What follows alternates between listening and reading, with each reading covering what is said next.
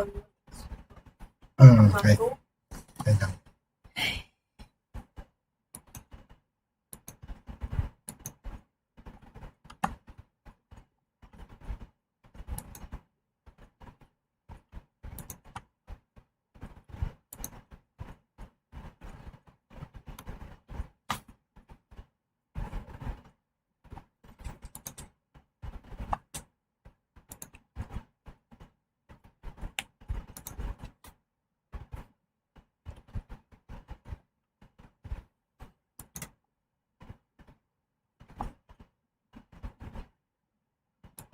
As a result, he does need to be able to vacuum farm that axe as fast as possible, and can remove a little bit of gold from the map from heroes that will always be farming there, like a puck, for example, as HellRaisers will pick them up.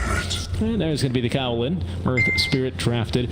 Strong against the puck if you can make the jump. It's really about reaction times there, because you can start rolling in, and mid-roll, in which the puck is unlikely to really be able to see you, you can drop a Remnant and go ahead and already pull it in.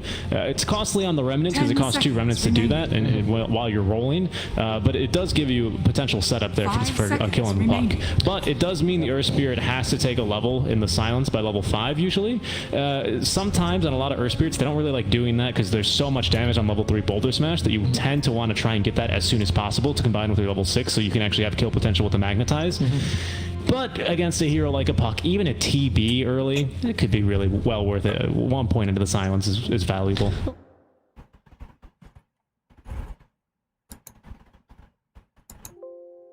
A very solid pickup for ganking that mid lane in general as well, especially if the puck makes any sort of like aggressive plays.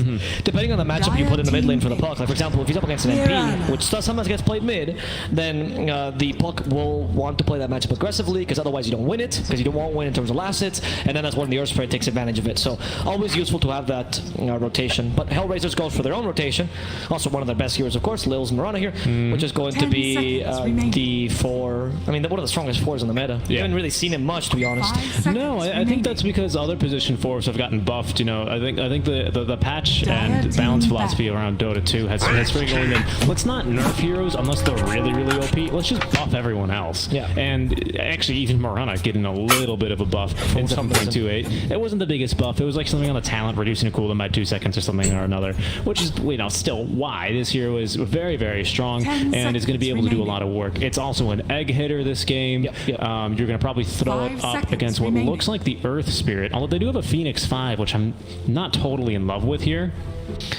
Yeah, I don't love the... Yeah, I agree. Yeah, I like the Phoenix 4, but maybe a bit more the Phoenix 5. But I think in this game, particularly when you have both Puck and Mirana as nice egg hitters, I can kind of... Even Koto can really hit the egg, because what else are you doing? To be honest, as well. Yeah, so I don't... Maybe the Phoenix won't have as much of an impact, and this is more going to be the Phoenix that played at the beginning of the patch, which Kuroki loved running, actually, which was the... You go for the shard immediately, you just don't buy anything else besides the shard, and you're kind of that useful Phoenix. Hey, I mean, you're totally right, actually, especially with the shard now granting 1 Fire Spirit every 7 seconds, and when you pop out a Supernova, you automatically get 4, so it's really no point not to ever buy it. Yeah, exactly. For HellRaisers, what is going to be now their last pick? They need an offlaner most likely, which they ban out the Beastmaster. Okay, so they're just trying to protect the Wraith King here. And you ban out the Underlord as well. That's another really good hero that's against Wraith King. Wouldn't mind the Underlord ban, because I can't think of any other...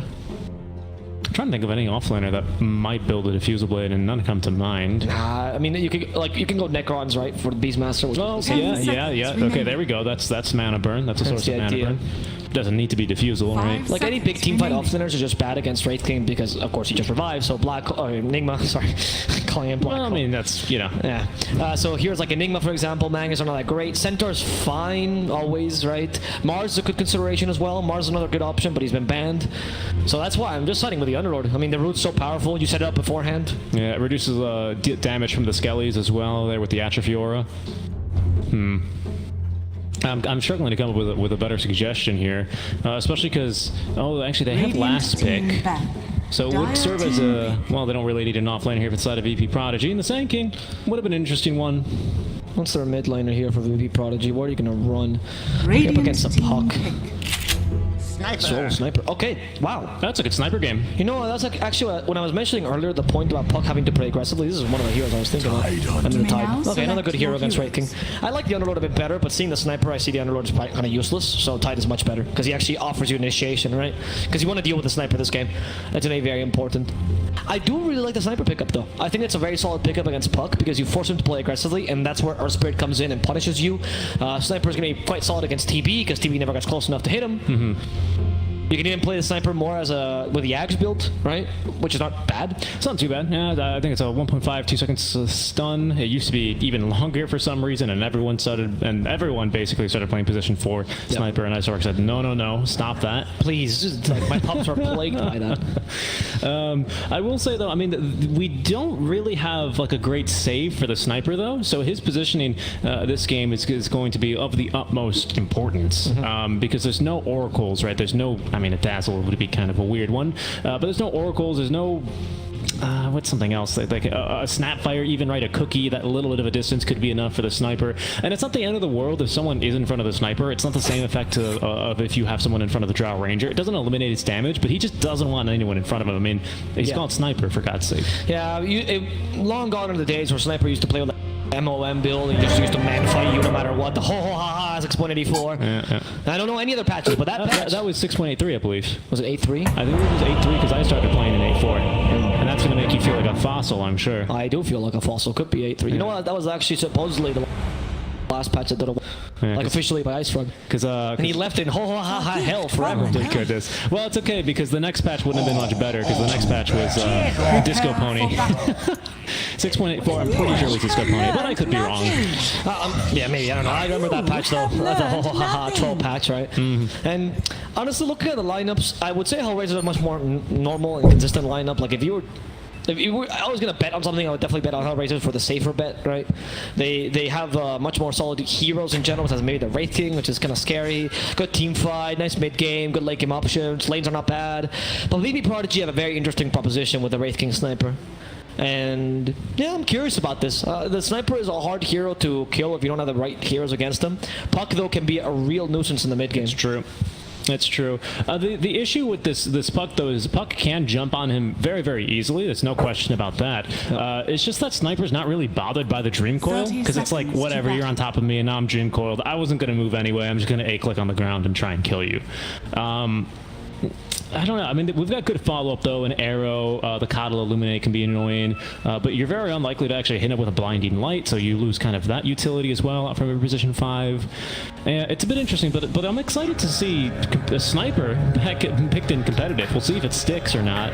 As game 1, they're going to give it a whirl in the mid lane. The battle begins. At the horn, no one contesting the rooms. An easy 2-for-2 split.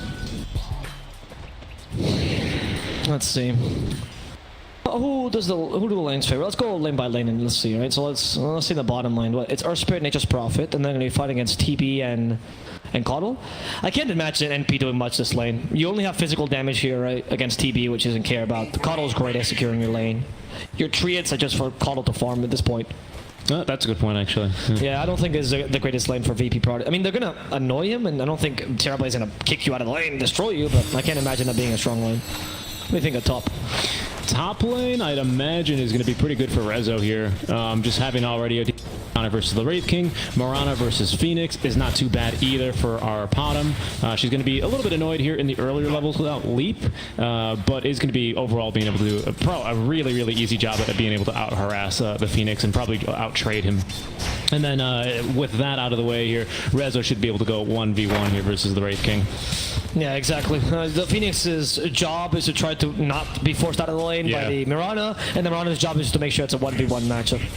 This mid lane matchup is particularly interesting. I think this is, like, I do think there's Puck favored overall throughout the game, but the one caveat that I had is that Puck needs to play this lane very differently. You want to play this lane much more on the aggressive way, because Sniper has great lane control, so your advantage is that you will also have good lane control. You need to take advantage of that and try to bother Sniper before he becomes a huge nuisance. Ideally gank him if possible. You have Morana, so it's not too difficult. It's not, yeah.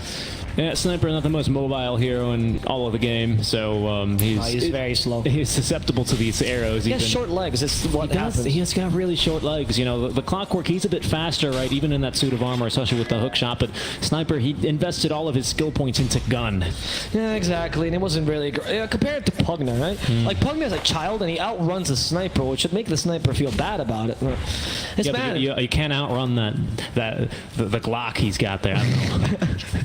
I don't think it's a Glock. He's got the gat. That's the most American comment. You can't outrun the Glock, right? Gee. So anyway, I start blasting, says the Sniper. Anyway, yeah, the Sniper there. Gonna be strong, I think, in the early mid game. Like before Sniper completely left the meta, the way it was actually last played was not really with the Ags build, besides the position 4. But in the mid lane, it was the maxing, like go for like 4 or 5 Wraith Bands and try to rotate with your attack damage, because you actually deal so much damage early and create space that way, and then become a secondary carry, sometimes with the Midas.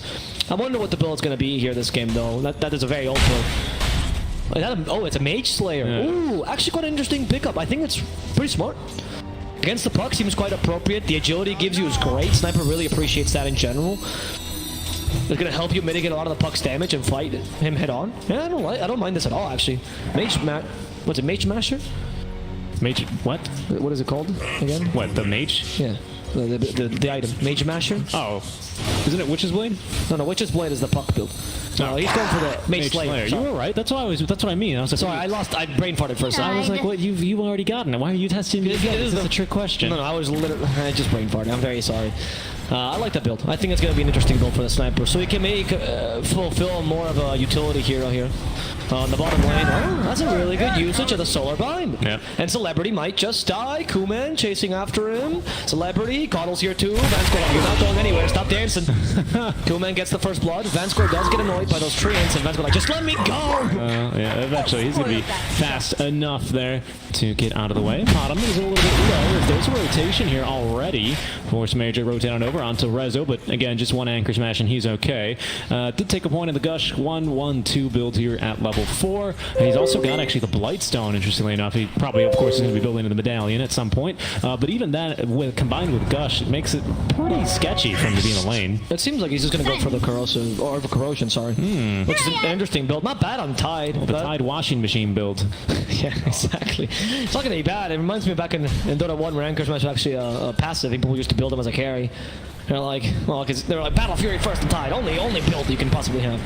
People used to go Mjolnir as well. It was very fun. No, Coddle. Oh no, Coddle. Oh no, Coddle. He's been trapped. Wow, what a nice play by Celebrity. That was very impressive. Yeah, so, hit it with the tip. So Coddle has a particularly weird. If you actually play a lot of Call, you know his model is particularly weird. It's like elongated, but actually quite large, and it's not that hard to get blocked like that. Alvaro. That thing's called a horse. No, I mean the model of the hero. Anyway, so that's why the Nature's Prophet takes advantage of that. I think he has 1 level in Sprout already, which allowed him to get that block as well easily. And Coddle can't really survive against that very low armor hero. Not really made for trades. Bounty rune time, by the way. No rotations for the 4-minute rune. Mirana kind of rotated there, not much. Phoenix wants to go for the bounty rune. He will get it. Even if he dies here, he'll be fine. He's not even going to die. Icarus Dive. Icarus Dive now provides a slow. It has for about a year now, but there's no way that Rezo's going to catch up to him here. He's still winning the lanes. I don't think he's unhappy. The arrow, that's when Resolution's like, oh, okay. Okay, I guess you're taking that range CS. I didn't want it anyway.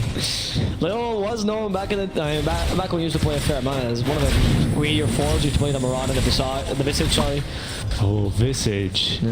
No, the best hero. Well, not in the IO, right? And he was one of the greedier-ish style that reminded you of AUI. I think now he's much more versatile, though, as a player. I think that's fine, though. You can get away with that on the Marauder. The hero is quite literally purpose-built for it. You'd be playing inefficient not to be able to just use your arrow either to set up for a kill, or if one's not feasible within the next 25 seconds or whatever the arrow cooldown is, just hit a creep, get some gold, get some experience. Because I mean, it is I don't want to say greedy, but HellRaisers, they're going to have, well, hate to make a pun here, a hell of a lot of farm here very, very early on, just based off the fact that they're going to have a Coddle who's going to take a lane here at some point. They're going to have as well, maybe even a kill in the top lane. No, Rezo's going to be able to outrun it. But they're going to have Lil as well, just ruining the jungle here, taking all the large creep. He's going to have good experience. It's nice. It's going to be nice here for the HellRaisers. That's true. I can imagine the Wraith King, because that's one thing that you actually do want in your 4 when you're playing against Wraith King. Usually this guy is very static in the early game until he builds Radiance. That's why a lot of Wraith Kings nowadays, they either go for armlet and actually fight, or they skip the armlet altogether. They're making a push on the wagon. That's score again. Not much you can do, unfortunately. That sniper should kill him with the assassinate. Yeah, that's why the name of the skill is assassinate, right? That's what it does. Young G trying to defend this. Puck is not bad at defending lanes, but unfortunately with this many heroes and a double damage on sniper, you have to play a bit more defensively. Bottom though, TB's trying to take the tower as well. Yeah, actually dealt a fair amount of damage here. Oh, he even forced rotations. Not bad play by the carry. He did, but he also used meta for that. I would be curious to see if meta's really, if that's really the best usage for meta. I mean, it was off cooldown. I'm sure he farmed a creep wave as well with it, but this makes him not able to get a kill for another minute and a half. He's just going to move on to the jungle. I don't know. It's fine considering the composition in the ME team. Are you really going to be putting pressure with TB? Not really. It should be Puck and Tidehunter you're playing around, right? So I think TB should have full space to farm. Give him Marana after all. That's the whole point.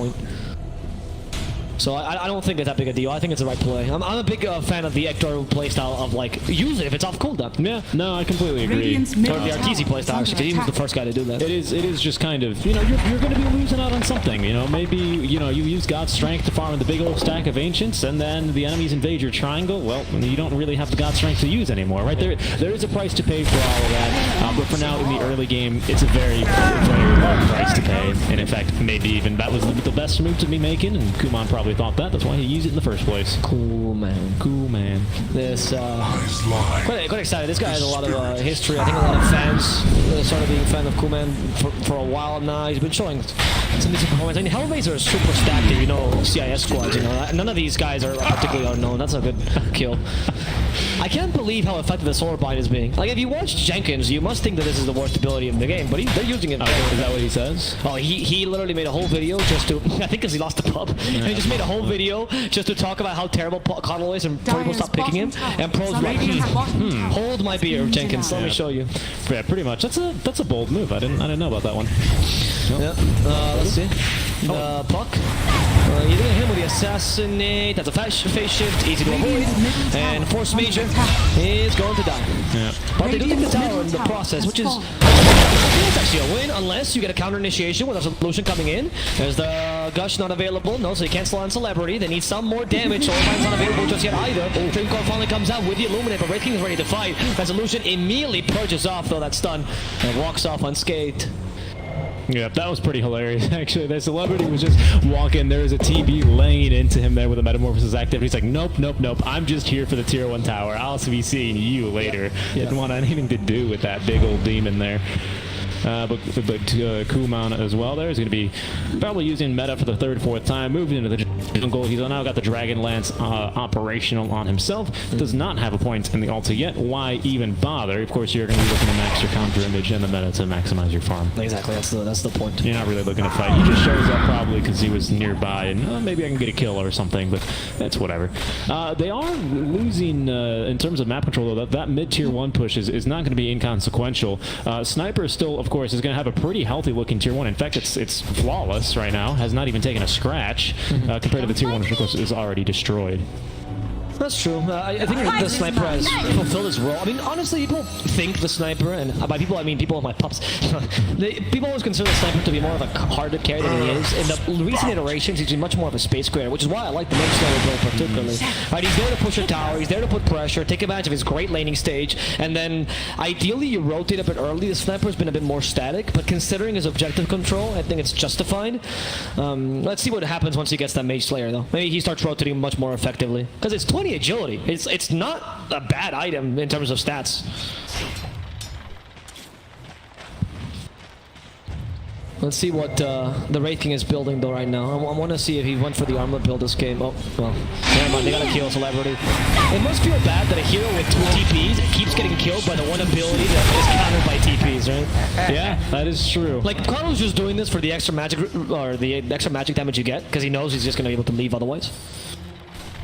But there's a little bit of a salty factor there. They're using the recall really well, though. That ability is so broken. Yeah, he just wanted to get the Puck in there for the easy kill. Puck was farming mid lane. He goes, hey, we want to get a kill. Puck goes, oh, that's better.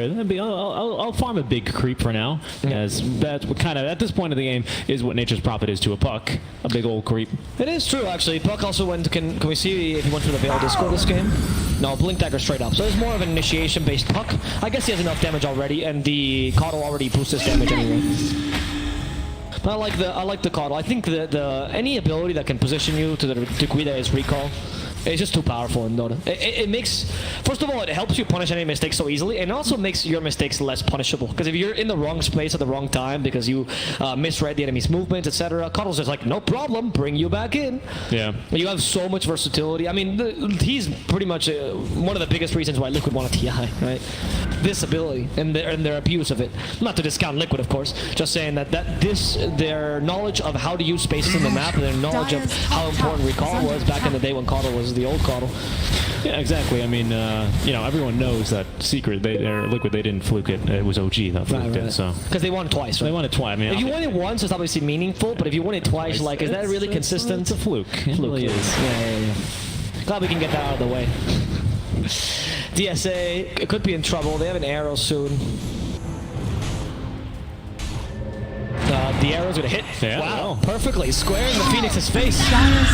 This poor man's getting... He's not having a good game. Ron is such a good hero against Phoenix. It really is, yeah. At any stage of the game, you know, you hit me with Fire Spirit, okay, I'm gonna negate a third of it and actually leap forward to your egg to destroy it faster. Oh, that's gorgeous DP! And he sees 3 kills, he's trying to get away. Moonlight Shadow might actually save him. This is why you bring horses to Dota, guys. He's so fast.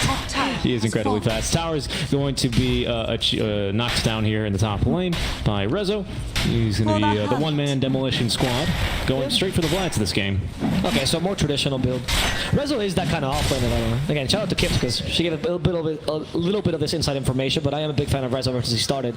I mean, ever since the transition to the offlaner, he's much more of a I guess traditional safe offlaner player, right? I guess because he hasn't really been able to toe the line as much as some of the more veteran offlaners who play really risky. Moon Meander comes to mind, right? Rezo just wants to make sure not to lose, to always have impact, to go for the safer items, and Vlad's is always a correct item on time. There's rarely a time when Vlad's is not good. Now NP is in trouble. There's the Sprout, not really gonna help him too much because the arrow hits him anyway. Yeah, Dream Coil. And good Dream Coil, good usage of the blink there to really just move across the entire map and locate and kill the Furion. We need the sniper to actually get online though right now here for Prodigy. It's been a bit of a difficult situation for them without him available. Because they need a space creator, and NP unfortunately has not been space creator. If anything, he's been creating space by throwing his dead body around, right? At least forcing the puck to rotate. And it is true that he has stopped them from taking objectives. He's kind of cut lanes as well, so it's not too off. That's a good point. You know, he's not just feeding, right? No. He's not running down mid lane. I hope I don't make it sound like that, but he is achieving his objective. It's just that puck counters that playstyle incredibly effectively. The reality is he's playing like Pilot Die. He's a big fan of Pilot Die. He knows. Sometimes you gotta die in the wrong position, and often, like, I think a lot of times we always associate the 5 to doing that, like having to sacrifice a shovel, for sometimes the 4 even, to waste time for the enemy. But when you're 5 and 4, need experience and need a couple items to actually can't come online, the NP is actually kind of the dead laner and the dead weight. He can recover a bit later, and he can go for also very cheaper builds. I think there's a smoke on smoke here. Yeah, quite literally, some synchronized ganking. There's a CIS Dota. Like, I think this might be the region I've seen that ganks the triangle the most. It is honestly like clockwork, minute 12 to 15.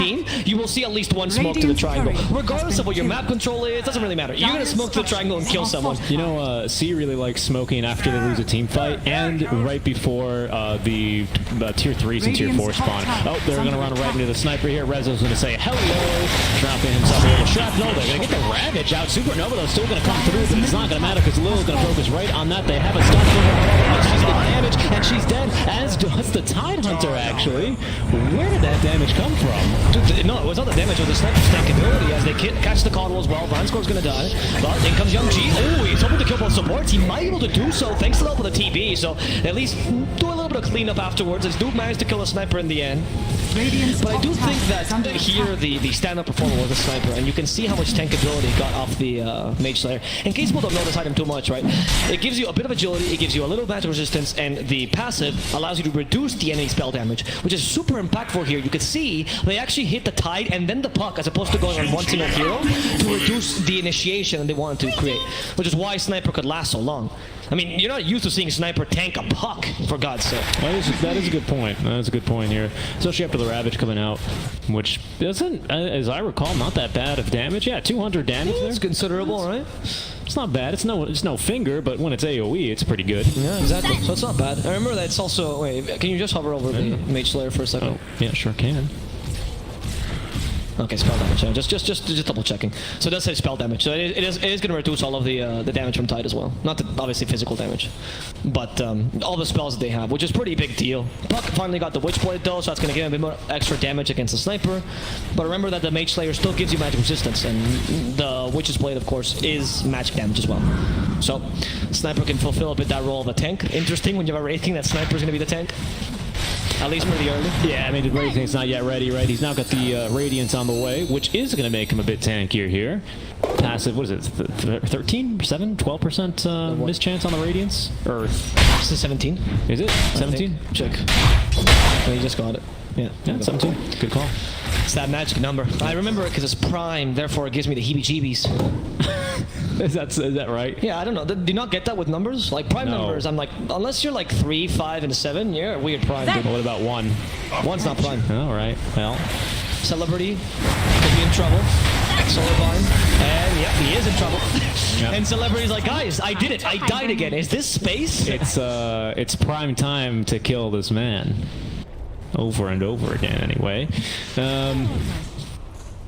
Yeah, good plays here. Bottom already with the Yule Scepter can utilize that to basically set up her own arrows. A Manta style now on the TB, so he's a bit more confident in showing up to these fights now that he's had a Dispel for himself. Rezo has, I believe, the Vlad's completed, going next into the Blink Dagger, so very traditional Tide. Indeed. And our Puck here, just with the Witch's Blade, of course, something new here. Rezo is a veteran of the scene, dude. This guy has known every build. Like, he's forgotten more builds than we've ever learned, you know? This man has... He used to play in the mid lane, and he used to be one of the strongest mid laners out there. It's been a while since he swapped. But ever since, he's also shown that he is a very consistent player most of the time. Even when he was carry. Resolution, now in trouble.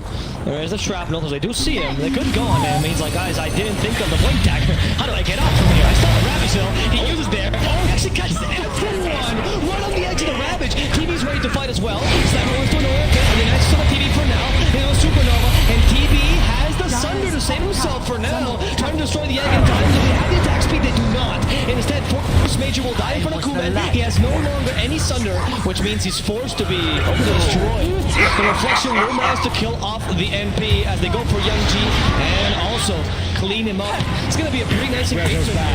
Rezo is back, finally TP to the tower, walked back into the match, but he realizes that without any damage, he can't really fight this. Vanscore is also retreating as Resolution's being chased after. The stun won't last too long, will work enough for them to catch up to him, and the Sniper starts to headshot him.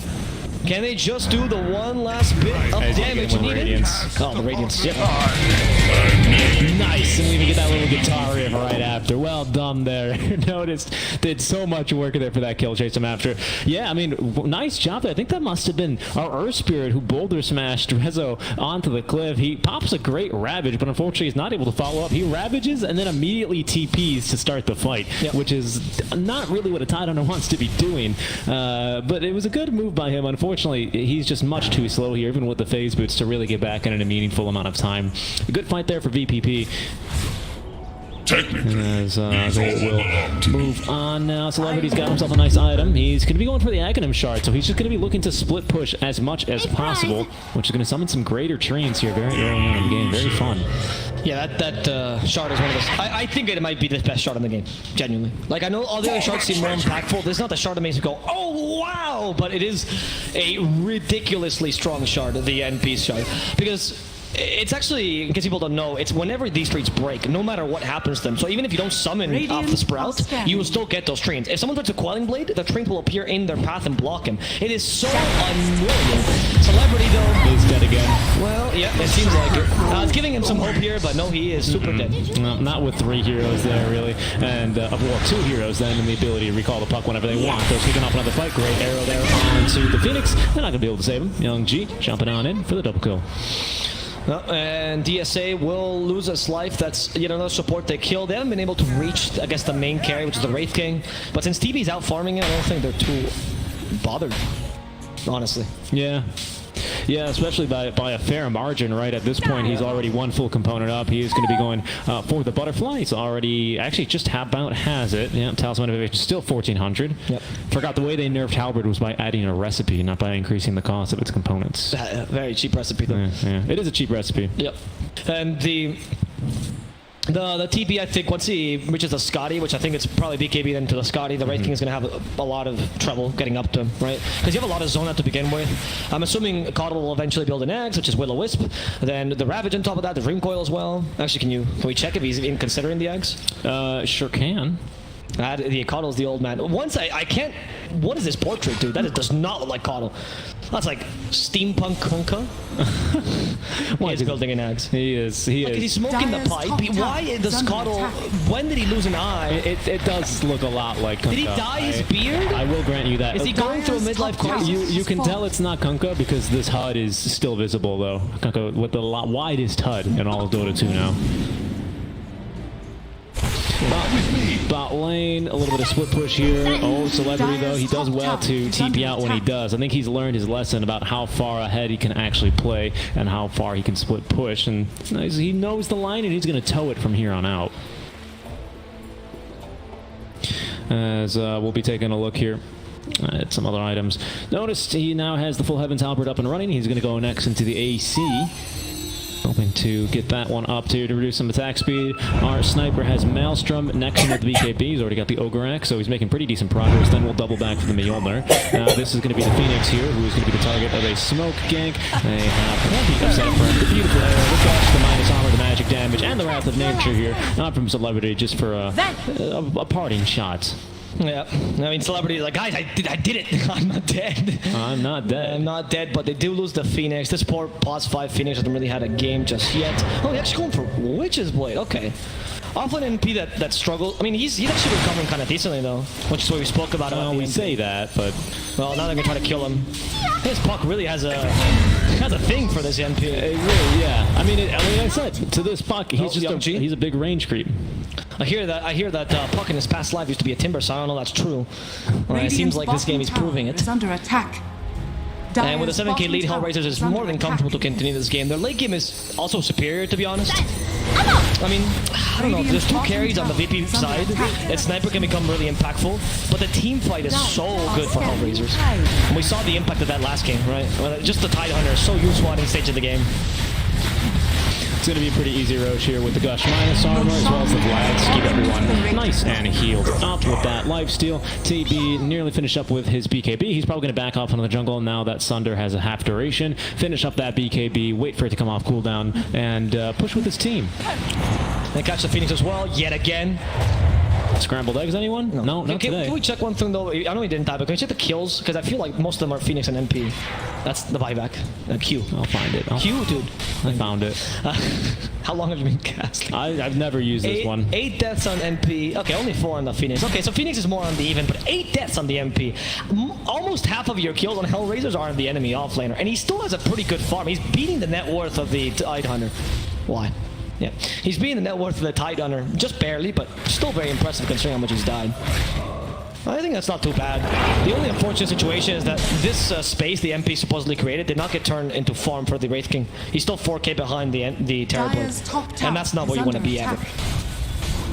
Because your core is bad against him anyway. Yeah, BKB's finished up, so the TB might be joining the fight here. The Young G just sniping bounty runes out from the noses, from under the noses rather, of VPP. We're seeing an Ag soon for the Puck to nullify the BKB build-up on Wraith King, which I'm assuming is also coming up.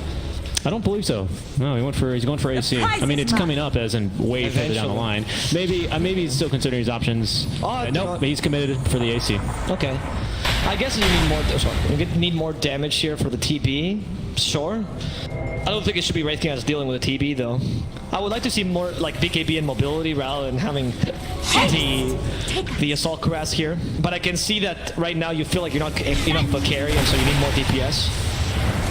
Earth Spirit could be in trouble. Puck alone with that Witch Blade. We're already seeing how strong that is. Love his name, by the way. Force Major. Oh, what a nice smoke to disjoint the projectiles there towards the end because they were out of vision. Now they will find them. Puck. Nah. Good play though. I think that was a nice attempt. It was a nice attempt, but I think you got to save those smokes here. Maybe you're right though. You're losing. Yeah, that's the thing. Is that's usually how you see teams sully out of the base here when we start to get into situations like this. Is they'll smoke and then they'll usually tier 2 bottoms the last lane to be pushed, and then they'll smoke and then they'll try and ramp around here and nip him in the butt here. One less smoke in the inventory. We haven't really been seeing too many smokes from VPP, but right now no one else carrying a smoke, so it's possible that now they're not going to be on cooldown for what is otherwise still a dead position 4 either way. I'm not sure my calculus changes there, even if he does live. No. They do hit the Wraith King with an arrow there, just stops him from farming. Sniper instead has to take his farm. Akado's starting to be a real nuisance. How far away is he from... Still pretty far, yeah, because he went to the 4-staff first. I think it's the correct build. This is the GH build, I remember. Back when everyone on Kodal, when he was played +4, right? Everyone's like, oh, Axe is the best thing ever, I'm just gonna rush Axe. And GH, the chill flower, just went, 4-staff is really good, bro. Was that with Mana Leak? Yeah, it was back when Mana Leak was a thing as well. But I agree with him. Like, 4-staff is very necessary on Kodal because you have good mobility, but the 4-staff is the last bit that you need to have incredible survivability on the hero. Now they're in a fight, maybe. There's a Ravage available in Resolution. They set up perfectly the arrow. Kill the Earth Spirit in a matter of seconds. The Sunray's not going to help too much as the Solar Vine stopping. Notice the Diner is looking to kill the Sniper as well, and he gets a double Ravage. So now it's Green Coil, but there's no Agons just yet, so Laurel is just capable of getting away for now until they just burst him down. They have way too much mobility. Wow. They even cast the Wraithing was a beautiful arrow. That's going to be his first life. And they're setting up for a second. No arrow just yet. Can they stop him from getting away? There's no mobility or BKBs, so he's as good as dead. Man, that was incredible. They actually just treated the safe lane Wraith King as you treat a Bristleback or a Timbersaw. They started the fight and went, oh, those are easier kills. We'll deal with you later. And then they actually did. He couldn't even leave that fight either, and they still ended up losing their mid laner as well as their support. Yeah, that's true, and I think that was because of the Ravage by Rezo though. That was great. That was a really smart 100%. Yeah, I mean, they made the call. I mean, HellRaisers, a lot of people would continue chasing down the Wraith King, which might allow that fight to go a little bit differently, but not here. No. It's not the case whatsoever. Instead, they jump right onto high priority targets, kill Sniper through his 10-second BKB, and you're golden. I like the Rezo as well. His patience in that team fight was palpable, right? Because he sees the Wraith King, he's like, oh, I have Ravage available. I could zone everyone out and kill Wraith King, or I can also kill everyone else, right? Yeah, didn't need it to kill the Earth Spirit, didn't need to kill the Wraith King. Yep. I mean, I guess it was useful for setting up the kill onto Sniper and Phoenix, but they're going to take here. It was mostly about zoning them out as well from the Wraith King fight in a much more effective fashion, and also it punished the Sniper despite him having a BKB, right? Because it came from literally close range Ravage, which you can't avoid. Epicenter. The epicenter of the Ravage, yeah, I like it. Indeed. So I really, Rezo has been playing a really great game, but I think HellRaisers in general is really solid performance. I can barely tell that they have a stand, honestly. Young G has been on point this game. It's true, he has. Rezo having a very fantastic game as well. Marana's Sacred Arrow has considerable travel time. Good to know. You can set that one up. Or, if you're Marana, you just buy a little Adam Knows the Yule Scepter and set it up yourself. Who needs teammates? Yeah, that's also true. I mean, this Marana, she has been incredibly impactful, and it's just Marana doing Marana things, right? It's not like she's played out of her mind. It's just Yule Scepter sets up for the arrow kill, and they guarantee that the Earth Spirit can't do anything. Yeah, pretty much this entire game. I mean, the Earth Spirit's net worth is even lower than the Phoenix's, which was a little bit more difficult. The Phoenix, I think, given the lion's share of the farm here, hoping for that Shiva's Guard at least to help out live a little bit longer. Might make the difference between getting a Supernova off and not, but now that the attack speed really is starting to ramp up with some late game items coming up for HellRaisers. Of course, the Butterfly, which we've had for like 5-6 minutes. Oh no, I love that choice of the Shivas. I know they wanted it for the armor mainly, but I maybe would have rather gotten a Lotus Orb here, because I feel like Shivas at this point, like you say, it's so late that the only advantage I see for the Shivas here is not really in the team fight, but more in the cutting lanes, which Phoenix can do well. Cut lanes helps with the vision as well, but yeah, even these BKBs, by the way, which is not going to be off cooldown for the Sniper when he respawns even, is going to be a little bit more nullified as the full Aghanim Scepter on the way to our puck. Yep. Is now with its Dream Coil, we'll be able to truly lock down just about everyone here on the side of VPP, and there's not much they can do about it. Yeah, I agree. So that's why I think that Lotus Sword might have been more useful, because the utility to be able to dispel silence on Puck, right? Returning the Sunder also a pretty big deal. Giving Sniper a bit more save, because you're kind of lacking that, right? And Sniper's become cannon fodder at this point, or I guess Glock fodder. Yeah. So I'm liking the HellRaisers. I think overall their optimization, their choices, they're just a step above Virtus Pro Prodigy right now, which I think is what everyone expected, though. Yeah. These guys come from the open qualifiers. They're complete new blood. They're playing good Dota, but they're not quite the level of veterans. I mean, literally everyone in HellRaisers has been playing CIS for forever. I think that Vanscore. I mean, I might have not been born before Vanscore was playing Dota. I can't. This guy has been in this team for so long. I'm so happy every time I watch him. He's used to be one of my favorite players back on Empire, which was his team for like 8 years. And then not his team for a while, and then his team again, and then not his team for a while, and then his team again. Vanscore, little magnet with Empire. It's the CIS shuffle. Same with Resolution, though. Actually, both these guys are like Empire staples for a really long time, and I just love watching it every single time. Vanscore, his Rubik to me is still one of the most legendary things in history. Back in the day, it used to be maybe one of the best Rubiks out there. Dire's bottom barracks are under It's going to be the bottom lane of Barracks, gone just like that. Sniper's going to have the buyback at least, but again, no real chance to use it too effectively here in this game. It's fallen off as well in terms of farm. He's been not yet eclipsed here by the Puck, but like you said, actually, Young G having a fantastic game, and this is going to give some real confidence for the stand-in for game number 2. I mean, I can't imagine it's quite easy to just jump in, especially on a roster that's as tenured here as the HellRaisers, as you've been keen to point out. Yeah. But to have a game like this where you're just, it's completely all, it's such a good Puck game, isn't it? Yep. Like, and you're having a good game at that, and then taking that into game 2 when this one is starting to really look like a win here, as we see HellRaisers start to set up some vision here in the mid lane, start to try and get into the end game here for Dota. Yeah, that's going to be another arrow setup.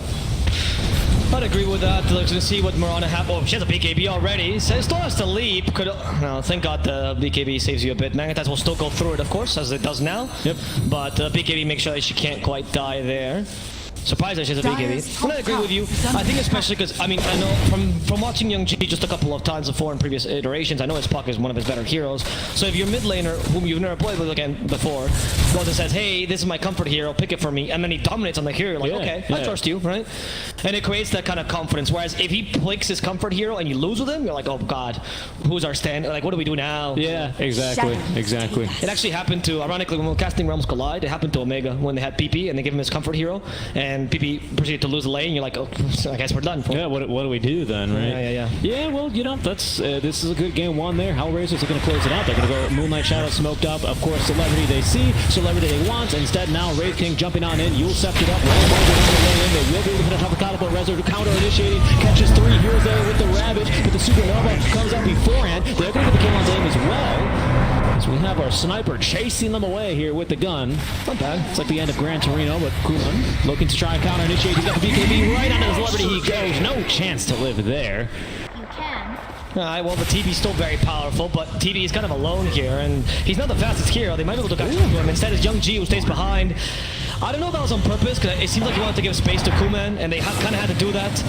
Yeah, Lil avoids that rolling boulder, and it will actually... No, out of leaps. Out of leaps, you're right. Actually dead. Even Mirana has a limit. Maybe not. She has BKB. Is this hero too strong? I mean, Can you even kill a Mirana? No, that's a. I mean, I don't want to call it a waste of a BKB because she lives, but that's going to be now the 10-second BKB and the 9-second BKB used to just run away.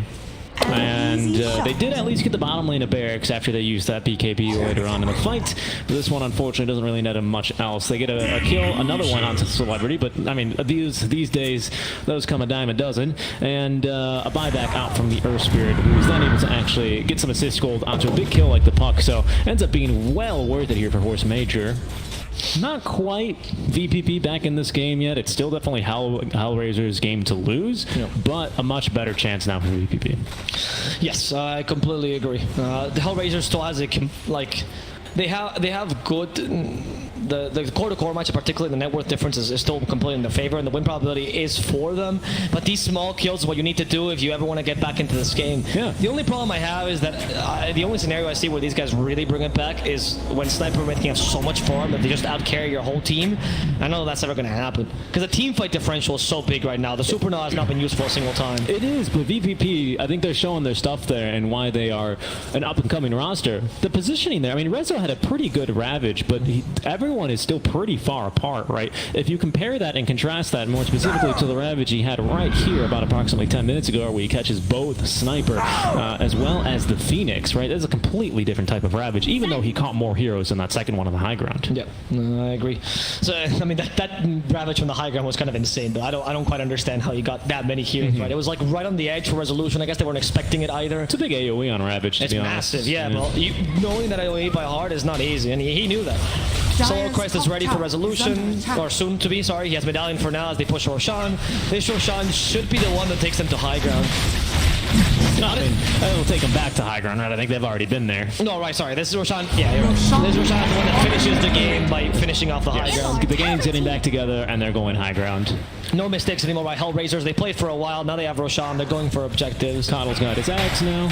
Nice. That Will-O-Wisp is going to be huge for Wraith King. Does Wraith King have the BKB yet? Does Wraith King have the BKB? No. Doesn't even have the AC. There's no way that this is... Man, there's no way. I'm sorry. I don't think the Wraith King can win this without the BKB here.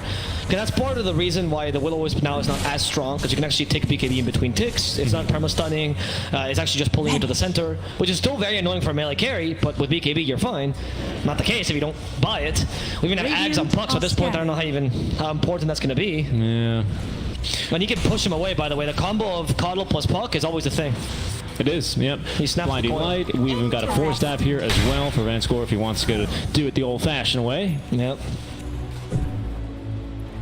For now, just a slow siege here, taking away vision, removing map access here for VPP. They're having to basically split the farm of the creep that trickle into the base, as well as actually the TB illusions for them to farm up. And TB, by the way, has now, I would call this, eclipsed VPP in terms of his farm. He's got a lot of money in the bank here, just considering what he wants to actually purchase. Considering actually the, what is it, the Swift Blink? What is this one called? Yeah, Swift Blink. I think it's quite smart, actually. I think I like it as well. I mean, for late game mobility now, a really expensive item on a carry that's clearly aiming to go super late game.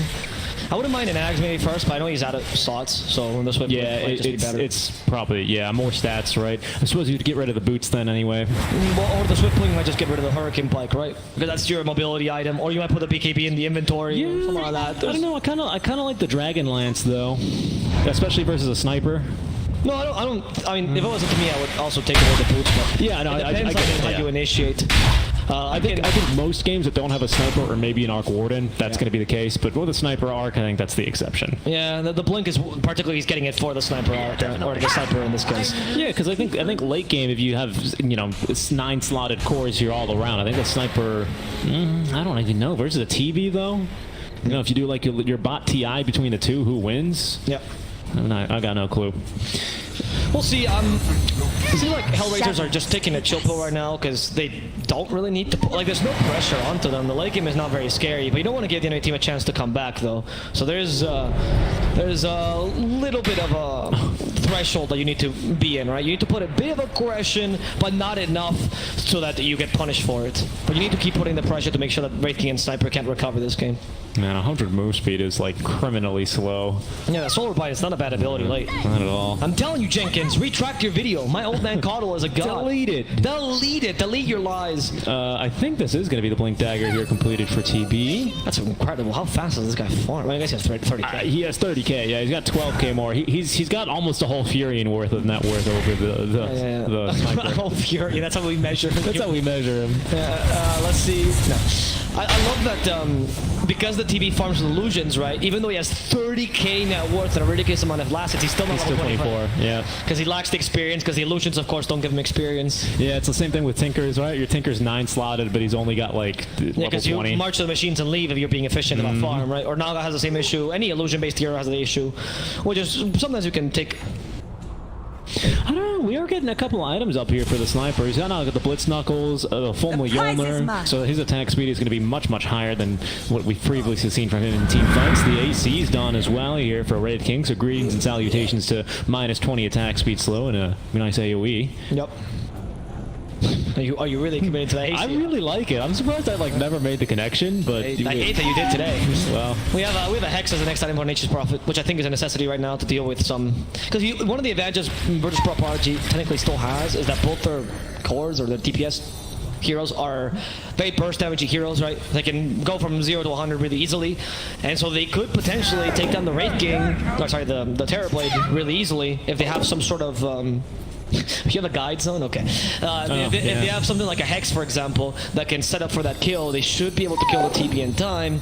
But it's very difficult because while you do that, it's great, you can kill the TB, but how do you deal with the Puck and actually the Puck, Coddle, and the Tidehunter all counter-initiating you? Hell, even the Marana with the arrows. Yeah. I think Aegis is about to be reclaimed here in the next 15 seconds, and the HellRaisers decide, yeah, now we're ready to fight. A farming Aegis 35 minutes into the game, not really what you'd expect, but it will be the boots then being sold here by our TB. Swift Blink into the inventory, 25 Agi, bonus attack speed. And he's ready to party. He has the extra talent now, so where's the sniper? Is he on Dire or is he on Radiant? I can't quite tell. Honestly. What sniper skin is this? Is that the new Immortal? It's actually genuinely, can you check his range? He has more range than the sniper. Let's see here. So attack range is... I love 150 plus 775. Yeah, that's probably got to be more than the sniper so here. So it's 925. What is snipers? Quick math there. No, the sniper actually has more. That's ridiculous. That is ridiculous. Holy wow. I guess he's called a sniper for a reason. They do kill Wraith King super easily. That's the benefit of the Scotty, of course. And you have the Will-O-Wisp as well. Ravage has been committed here. You can be on the sniper and the Youngster saves him, but the Supernova is destroyed in a matter of seconds. They hex up the Puck though and burst him down as the TB decides to decimate the sniper. The Ghost Hunter will save the Earth Spirit for now, but they're going for Notice. That's a second life, and the Blinding Light will guarantee the kill. Force Major runs and dies. He has a Sunder though, will sacrifice the life of the Marana in exchange for his own. Sniper's back though, thanks to his buyback. So is the Earth Spirit, but the Puck also bought back. And they don't want to throw the game just yet, so they're playing slightly defensively here, but still putting the pressure as required. Yeah. Also, didn't TV still have Aegis? No. Remember, it expired it expired, and then they decided, yes, now is the perfect time to push. That's true. I made that joke. That is usually the way to play as well. Yeah. Usually you want to use that Aegis to farm in case you added the neutral creeps. You never know if the neutral creeps are going to gank you. I mean, if you're playing Envy, you're playing Alk, it could happen. Let's see if they can. No, you don't play Envy. Sorry, if Envy's playing. Let's see if they can still push these towers. I think Envy is a real-life alchemist. Yeah, I would say so. Considering his Instagram now, yeah, I'd say that. Dire's top barracks. Yeah, I am envious of that guy, dude. Dire's top barracks. Kuman is gonna take down another lane of Rax. Is that? No, they still have one melee Rax mid, right? Yep, they've got the the whole thing. Yeah, they've got the whole lane here, mid lane still. But taking the two side Rax makes it harder to split push, but it makes it really hard for Virtus Progidy to defend. Right, they're gonna struggle to defend both lanes because you actually have to go between them, and you can take advantage of this HellRaisers. Holy moly! Doesn't even have the attack speed. Yeah, that's not even with the active. Dire's middle tower is under attack. Metamorphosis. He might even Swift Blink, yeah, just for that. He actually waited for the Swift Blink. Oh my god, he's just so much damage. It's crazy, the attack speed, yeah.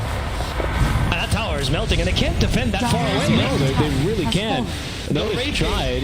He just can't get close to him. And the Scotty, and notice he's like the small kid in the middle school snowball war. He just can't get close to the bully that is Terrorblade. They can't catch him with a Willis now. The Willis first life. Phoenix will die though. There's no second life for Phoenix. No buyback either. And I don't think the Ravens will last too long. No Diggity still. They go for the sniper instead. The Scotty. Oh my god, the Hurricane Bite destroying poor Sniper. Now taking Celebrity down with him. Ranking does absolutely nothing. And they DC. Yeah, that's GG. Before they GG though. That's a call, but yeah, as I said, I don't have these guys muted, so that's a call. And that'll be game number 1 here as HellRaisers will take it. Alright, HellRaisers. What a performance by them though. I mean, I think a lot of people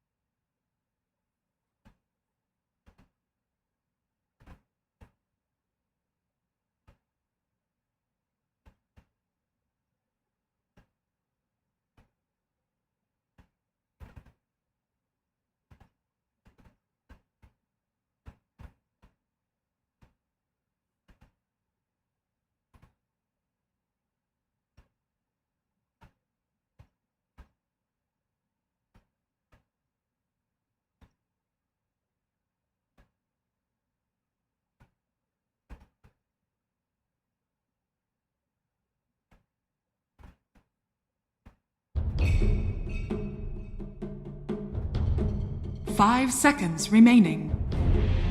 Dire team ban. Radiant team ban.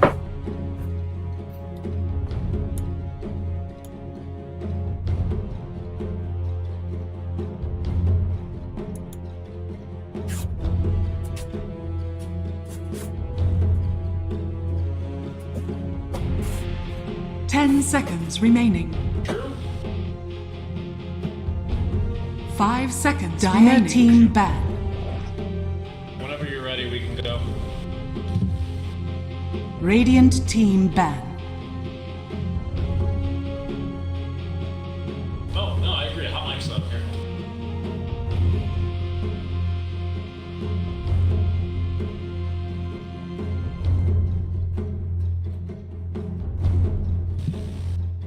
Ten seconds remaining.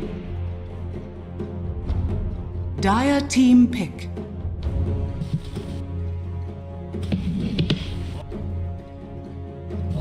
I told them that I'll look into it and that we'll look into it. Outcome. 10 seconds remaining. So it's strange that I'm at this time doing this. 5 seconds remaining. He says. Was it Pontus or Jonas? It was Jonas. Okay. I frankly don't have time for the response right now. We're casting some dotes. Amo, te amo. Y yo a ti.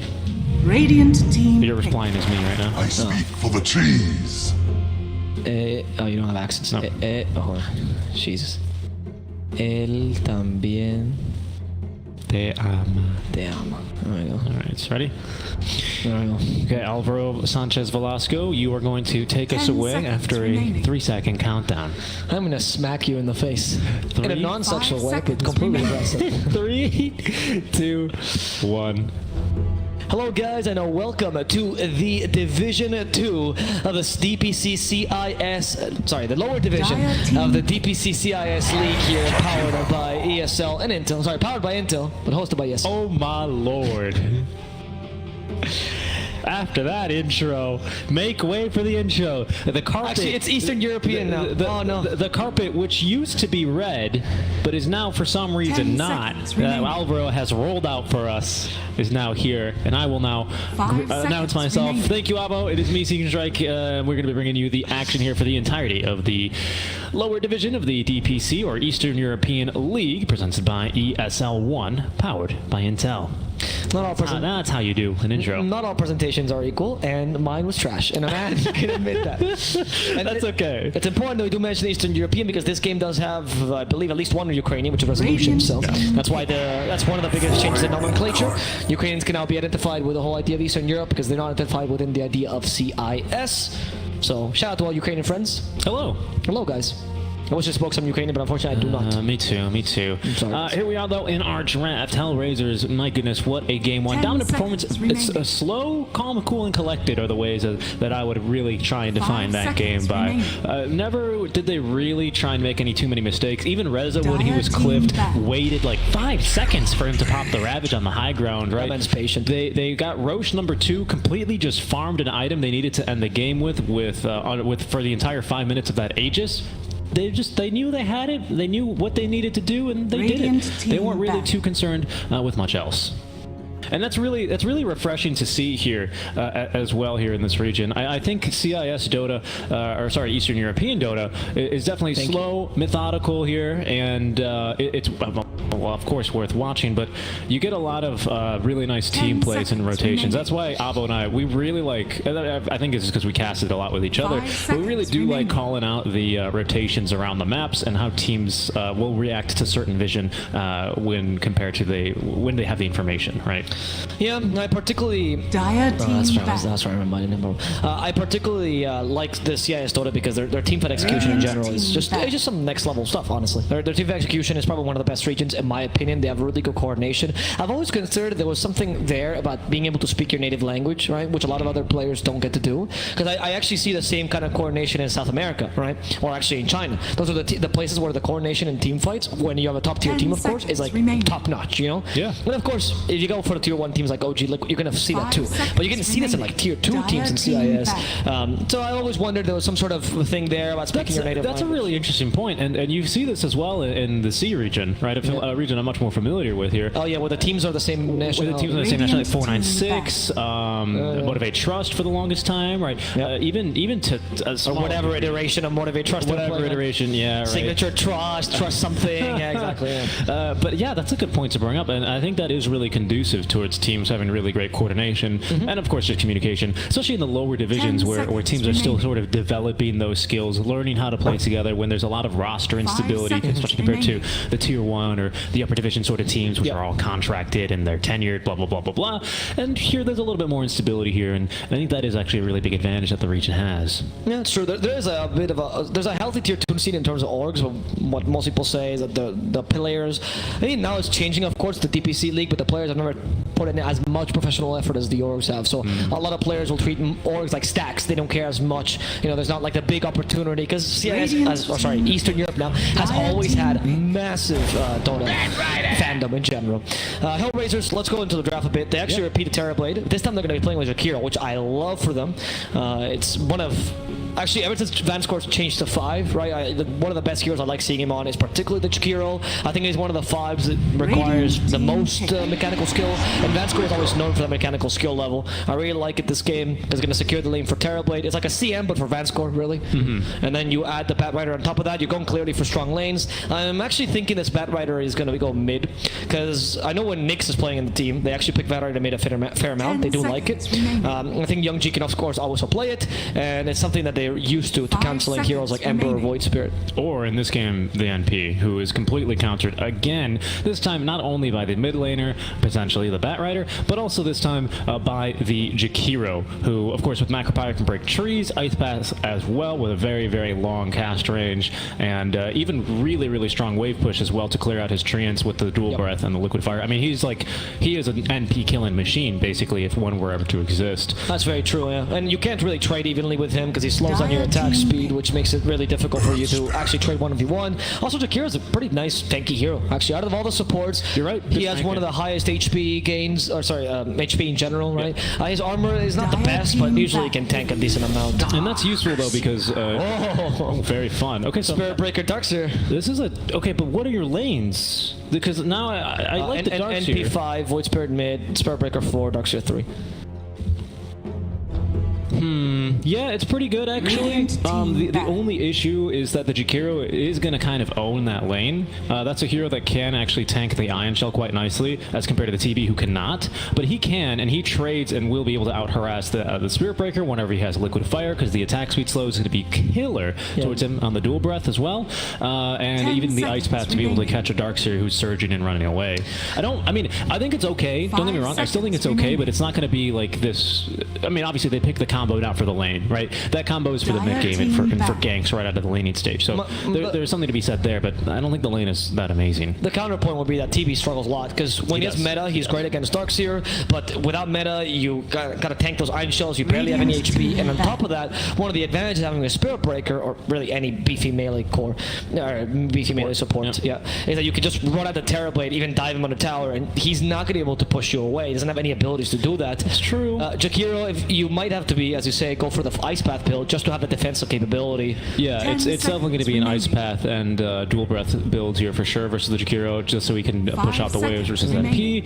Ice Path, as you say, just for the longer stun. But also the dual breath slows, which can fully affect Spirit Breaker now. Oh yeah, with the once he's charging. Of course, you know, Surge no, but once he's charging, yes. Yeah, because Surge is back to the old. Is it? Yeah. Okay. Yeah, they change it back and forth all the time. They do. I wasn't sure which iteration we were on or not. Okay, so last picks then as our final bans, the OD, Quap, Naga Siren, and the Slark. Would have been a decent pick here for VPP, who still need themselves a carry, something that can dispel. The PL is already out of the pool, as is the Naga there. Oh boy, what's left? We need a good matchup against TP. It looks like they're hinting towards a Batrider off lane, by the way, with these bans. I mean, that's what VPP is thinking, but I honestly... No. I think that's what HellRaisers are thinking too. I think it's mid. I don't know why else you would bother banning the Naga, Slark, Oracle if it's not going to be, because those are like Batrider lane counters. I guess that's so true. That is true. That's what I'm thinking. I mean, then if you're going for them on that, then Juggernaut is the pick, obviously, because well, I mean, Lifestealer too. Yeah, actually, I don't mind either of those. I wouldn't mind either of those at all. I don't know about the Lifestealer, because we saw him build a tanky version when he had some damage on the mid laner. This is not the case this time. I mean, Void Spirit's not bad, don't get me wrong, but he's not really going to be the core carry that you're kind of looking for compared to like a TA or something like that, right? I'm thinking of what they could run here, honestly. I don't see many great options. I think the Jug is fine. Jug is fine, but Jug struggles against TB depending on...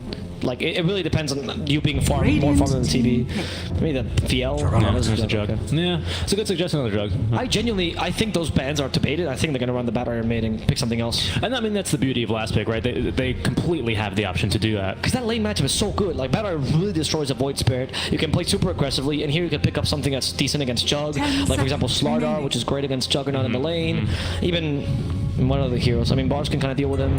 Ember Spirit. No, okay. I'm not getting my wish, dude. No, so not today. Not today, you aren't. I think if it was Nyx, maybe, but okay. Yeah, resolution on the Batrider, as it's going to be Force Major, like you were saying, on the Sports Spirit Breaker. I always like a little Dark Seer Spirit Breakers, a little bit of a cheese strategy. I love that. It's my favorite. Very fun to watch. It's got some use here as well with the Juggernaut, of course, because you can fully surge magic immune targets, which includes Jug in the spin, gives them even more move speed to be able to run down people, chase people down, get in range with to cast the Omni Slash against some of these faster heroes, right? The Earth Spirit, incredibly elusive. Probably don't want to Omni Slash a number. That's a bad idea. But the Batrider and the Jakiro as well could be caught up with quite easily. You know, the team fight's not amazing, though, I will say, for VPP. No, well, yeah, because you don't have a combo with the Darkseer, right?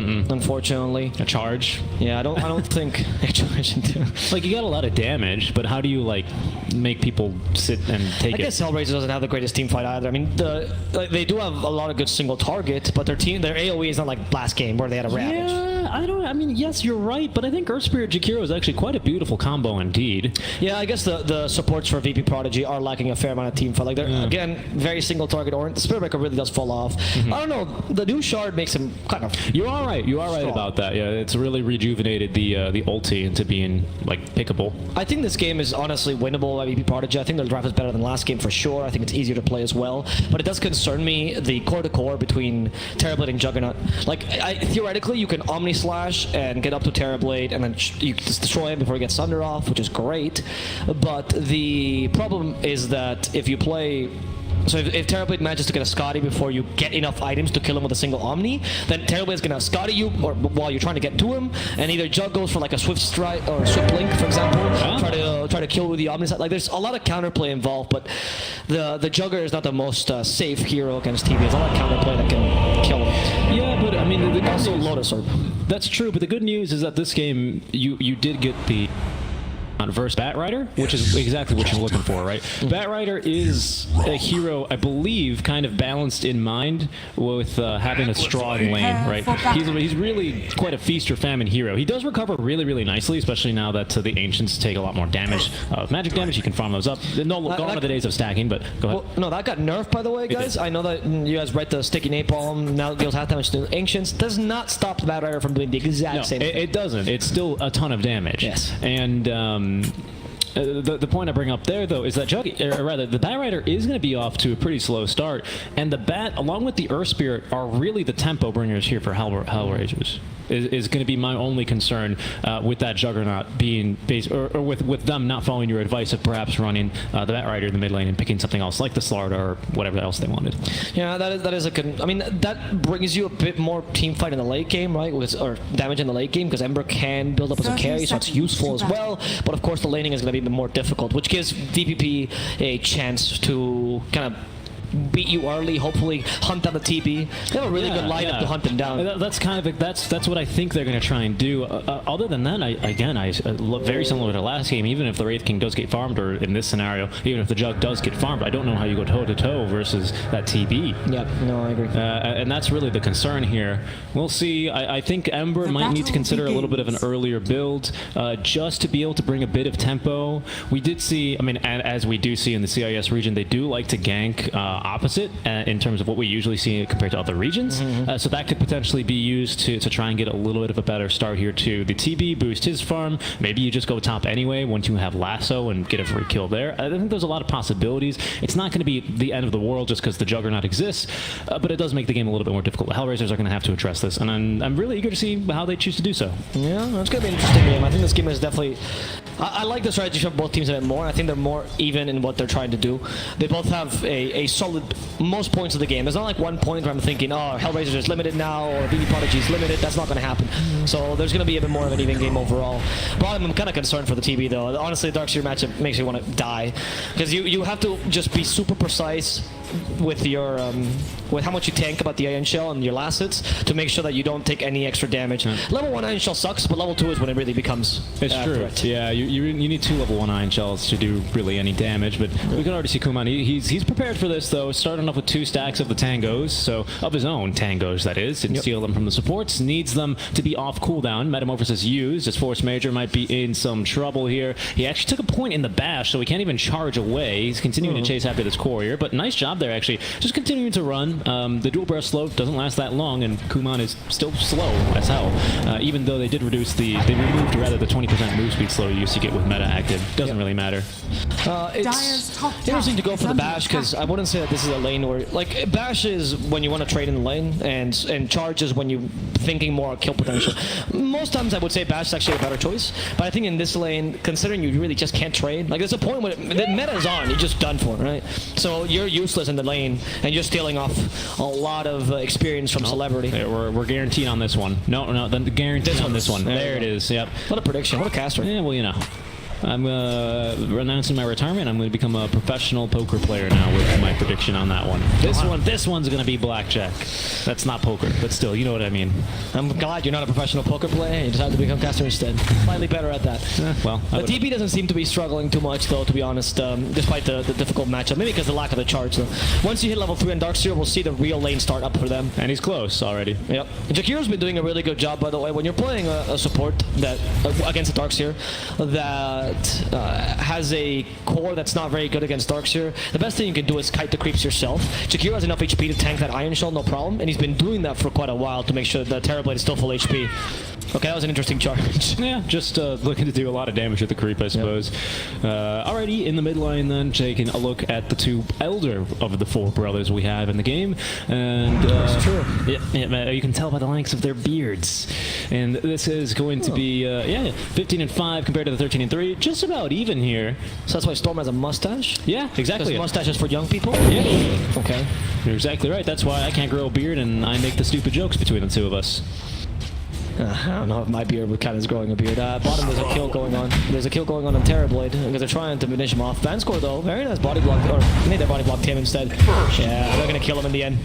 Not needed, by the way. Even if he didn't have the bash, it would still been fine. Top lane, though, they do the same. Resolution goes, I can't kill the Juggernaut. No problem. I'm going to break the ground. Which is profit. Resolution is, wow. Oh, wow. Doing a Kuman down bottom. I'm surprised that, I mean, I guess that's the power of the Spirit Breaker like you're talking about. Very, very tanky. When we talk about how Jakiro is tanky, doesn't even hold a candle. Well, it probably holds a little bit of a candle, but not a very bright one here versus the Spirit Breaker, who's already clocking in at 900 HP, just at level 3. No bonus stats there, so that's just what Ice Frog has gifted him there, compared to the 860, again with no bonus stats, so not too far behind this Jakiro. And on the 6th day, Ice Frog made a tanky cow. He did. And he allowed him to charge all over the map. And all is good.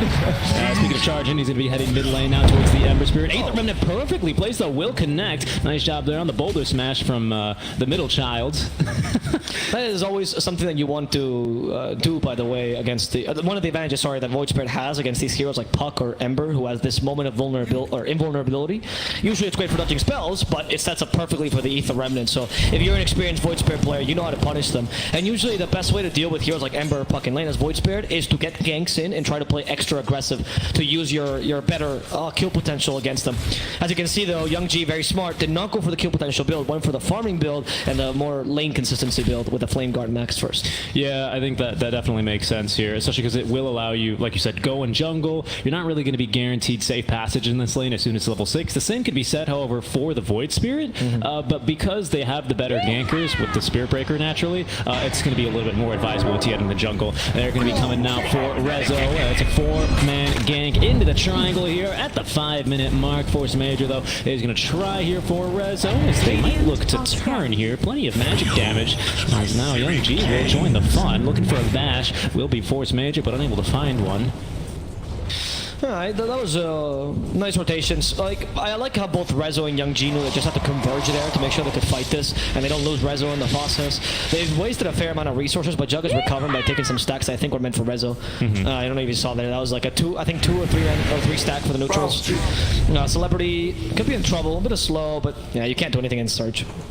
Well, can you? Bottom tower It doesn't last that long in the early levels. Oh, never mind. Yeah, I like it. There's Near Spirit ready, and Celebrity is stuck. He only has level 1 Surge. Wow, look at the damage. The damage from the TB is really high. That vacuum almost killed him. In comes Force Major, hoping to turn this around. It didn't work out, and Kuman just wants a secondary kill. That charge is on cooldown for now. They're going to punish him for it. He thought you were a strong, tanky cow, but the TB deals way too much damage. Yeah, nicely done there.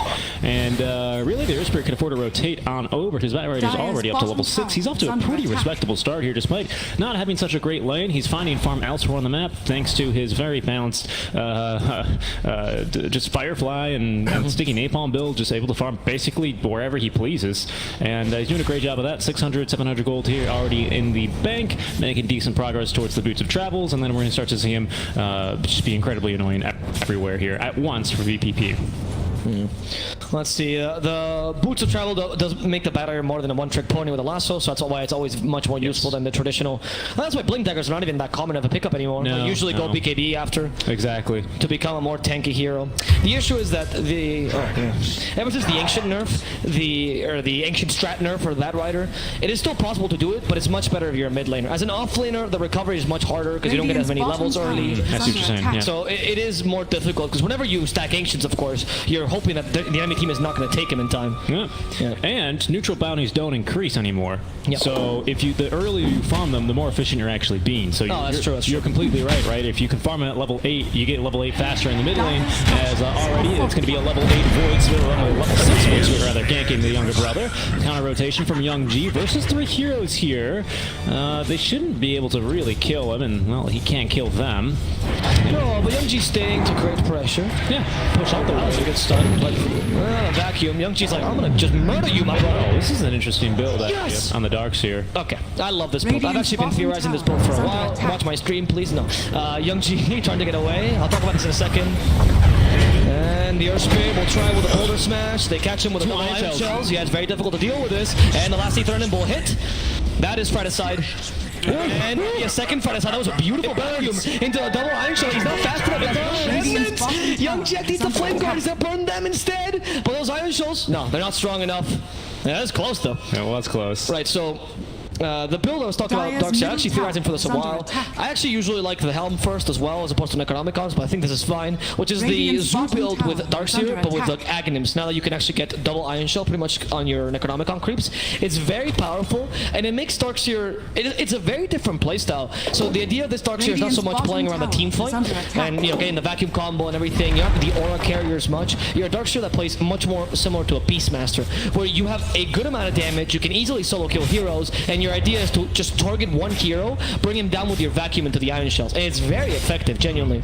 Yeah, I mean, the second point of the vacuum here seems to suggest that's exactly what the idea is here, right? Yeah. Normally, you I love this build. A single point in there for the value, just to cancel a TP, and then max the Surge after the Iron Shell. But it does sound really promising here, I'm not going to lie. The double Iron Shell is probably the closest that Ember Spirit has ever felt to being on fire.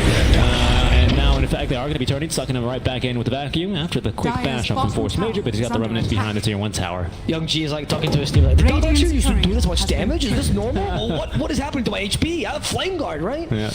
It's Darkseer, the Iron Shell's been really buffed. That's why this Dire's hero's been top more tower experimented is on. under attack. I think he pulls sleeping on this hero. I think he's one of the better offlaners of the meta. So what do you go for the Axe? You do. You rush the Axe as soon as possible. Yeah, there he is. Yeah, you go Necro 1 ideally. Axe, because the idea is to farm with the Necros, right? You don't need more levels. You can max Necros if you want to deward, depends. But the idea is to go for more of a you being tanky build. There's a mistake by the Darkseer though. They're going to punish him for that.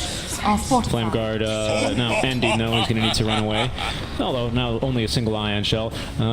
Yeah, I mean, I could see it here. It's a little weird, but I like it. I like the option of going for this game like Shivas, for example, is really nice for this build as well. That kind of like extra build damage. If you're looking to be like a tanky hero, but with a bit of extra damage. I even tried it with Octarine Core, which kind of works actually. Like there's a lot of Radiant's variability. top tower You is adapt to under the game. attack. Like this game, you could even go for something like Heaven's Halberd just to deal with the TB, for example. Shivas is great, and this build is really good against illusion-based heroes. So it's particularly great against TB. Quick item check here at the 10-minute mark. I think they are fighting down bottom. Indeed, a 3-man dive for the Jakiro. Macropyre is dropped, but you know, Radiant's bottom you're not tower supposed to is fight in the under attack. Macropyre, but you know, if you can fight in level 1 Macropyre, that's fine. It's not ideal to drop it like that because I think Jakiro there was playing the dead lane, of Radiant's course, and he was bottom hoping to push the dead lane out. Macropyre is great at doing that. You can just drop it and go, but instead he's forced to use the Macropyre earlier, which means he can't deep push that lane and they get a tower for free, which is not great. Yeah. It's a waste of your dead laning time, essentially. Notice is just going to have to pop out of the jungle, give notice to the Ember Spirit that this tower is being defended, and that he does now have level 10, including that bottom Omni Slash tower Course, which is I don't under believe attack. we've seen yet this game. And correct me if I'm wrong, but we also have not seen a Flaming Lasso. Hold on that thought. There's a charge coming mid, but unfortunately not going to be able to catch the Ember. No, nobody's gonna dive. The push is continuing for DPP, and they seem to want to play this even more aggressively. I mean, this Darkseer build is perfect, by the way, with NP. Has a really nice synergy with them. Oh yeah, Radiant's definitely. middle NP, by the way, tower going for the is under mechanism here. attack. A little bit fur off, but should be able to get plenty of regen to his team and sustain. There's a bad Dire's fire. top tower He's going to do some damage, push him away from the tower, nuke the wave as Rezo, with the Boots of Travel, perhaps looking to kidnap someone here. Carl, precariously just using the shovel there. I gotta admit, this Immortal Dire's is very middle confusing to tower me is because I under always think attack. there's a fissure that's on fire. That's always, I always don't try to go through the Macropyre because I think it's a fissure on fire for some, like you drop the Macropyre and tell it a fissure. It's very confusing to me. The stones make it really weird. We did confirm, though, on a previous cast that you are colorblind, so, you know, perhaps that has something to do with it. Perhaps Dire's not. top I tower know. is under Oh attack. no, that's true. I could never tell which one is Rubik's Bloodright and which one is Bloodseeker's. Right? Because it doesn't change color though. Even with the Arcana. Even with the Rubik Arcana. What to say? There's also like a really ugly brown color. Yang is going to be building into the physical damage Ember Spirit, which I prefer to see. Actually, kind of mixed damage here, right, with the Maelstrom, but also aiding with the Sleight of Fist. Looking to fake a ward here. It's going to be Force Major, but they have found now the Darkseer. Fight kicking off. As kicking first is going to be HellRaisers. Nice control and good lockdown there on the Darkseer. He is now down through the Rezo. He is still, oh, actually, it did use the Flaming Lasso there. I completely missed it. And it looks like Force Major will not be able to escape. Nice flame break directly into the Syrian chains. Lots of fire here. So a little bit of a mishap there happens from VP was that Darkseer had a bit of a Pikmin moment. When you micro a lot of heroes, you certainly go on the main, like when you micro a lot of units and they go on your main hero, oftentimes you just want to bring your units back to protect you. But in this case, he wasn't thinking there's an ice path in the way, and he just kind of uselessly stunned both his Necronomicon units when he could have actually killed Jakiro just with the Iron Shells alone.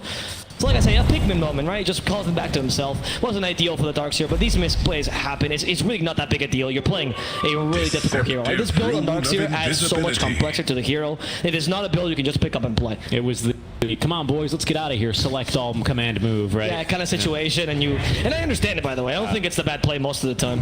I would like to see a Helm, by the way. I think if he goes for the Axe this early, the Helm is still very useful for a bit of extra team fight.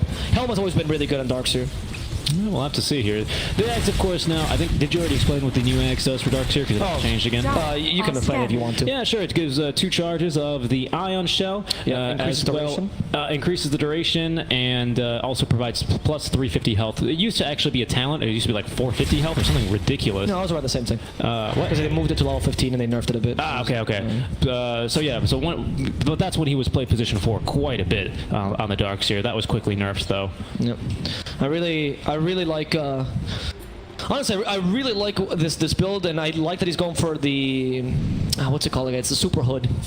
Oh, the Eternal Shroud? Yeah, Eternal Shroud. That's it. I like that ability a lot, because usually with this build as Darkseer, you're spamming Iron Shells a lot. You do happen to tend to need more mana. Yeah. So the Eternal Shroud will help you. And the Eternal Shroud actually also brings you a bit of spell lifesteal. So it's a good alternative when you don't want to go full meme and go Octarine Core. Instead, you build Eternal Shroud. You don't want to build the Darkseer Arcana, which turns him permanently purple because of all that lifesteal with Iron Shell. Yeah, that's also true. Yeah, that's what my friends are like. Oh, okay, he's got Darkseer Arcana. Yeah. And this Void Spirit, that shell, it does look a bit weird. Ice Path? Can they control him in time? Macropyre can drop. Yep. They're gonna murder. Absolutely. The Void Spirit walks into the lane, all of a sudden 5 heroes appear. It's crazy. Just the full, but yeah, definitely. I mean, Radiant's Lil, bottom absolutely, tower is under Lil attack. absolutely predicting that one though, like a boss. I mean, there was really only one feasible place that Void Spirit was in top of to dissemblate, right? He had absolutely no idea there were 4 enemies waiting in fog for him, and he just wanted to farm the wave. Little did he know he was setting himself up for his brother for a perfect stun into the Ice Path. The choice as well by Lil. I mean, Lil is very known for his Earth Spirit. Of course, Visage and Isla, the heroes that come to mind if you've known this player, is his inflection. Oh, yeah. But Earth Spirit has always been a staple for him as well, so he's very comfortable on the hero. I don't think he makes any mistakes on him. So the bad thing about Force Majors, until he does get this shard, his ulti, I mean, good luck getting that on Ember Spirit. Yes. Basically, Ember players, and probably every single Spirit player in the game, whenever they hear that roar, they instinctively press R on their keyboard to run away, because that's the moment to like, get the heck out of Dodge, as I like to say. They're going to smoke up, though, and look for a little bit of a fight, perhaps in the jungle. It's also because that roar takes forever. So you hear the roar, like, oh, I got like time, dude. I could kill him real quick. Yeah, exactly. Especially, it's great when he tries to do the Nether Strike on you, and you slide the fist to avoid it. He tries it again, and then you like run in to avoid it. And Spirit Breaker feels like he's stuck in Groundhog Day. Or it's a Spirit Breaker cold snapped. You know? Yeah, exactly. Yes. I love or that a so Clockwork when he's trying to run away from a Clockwork. Yep.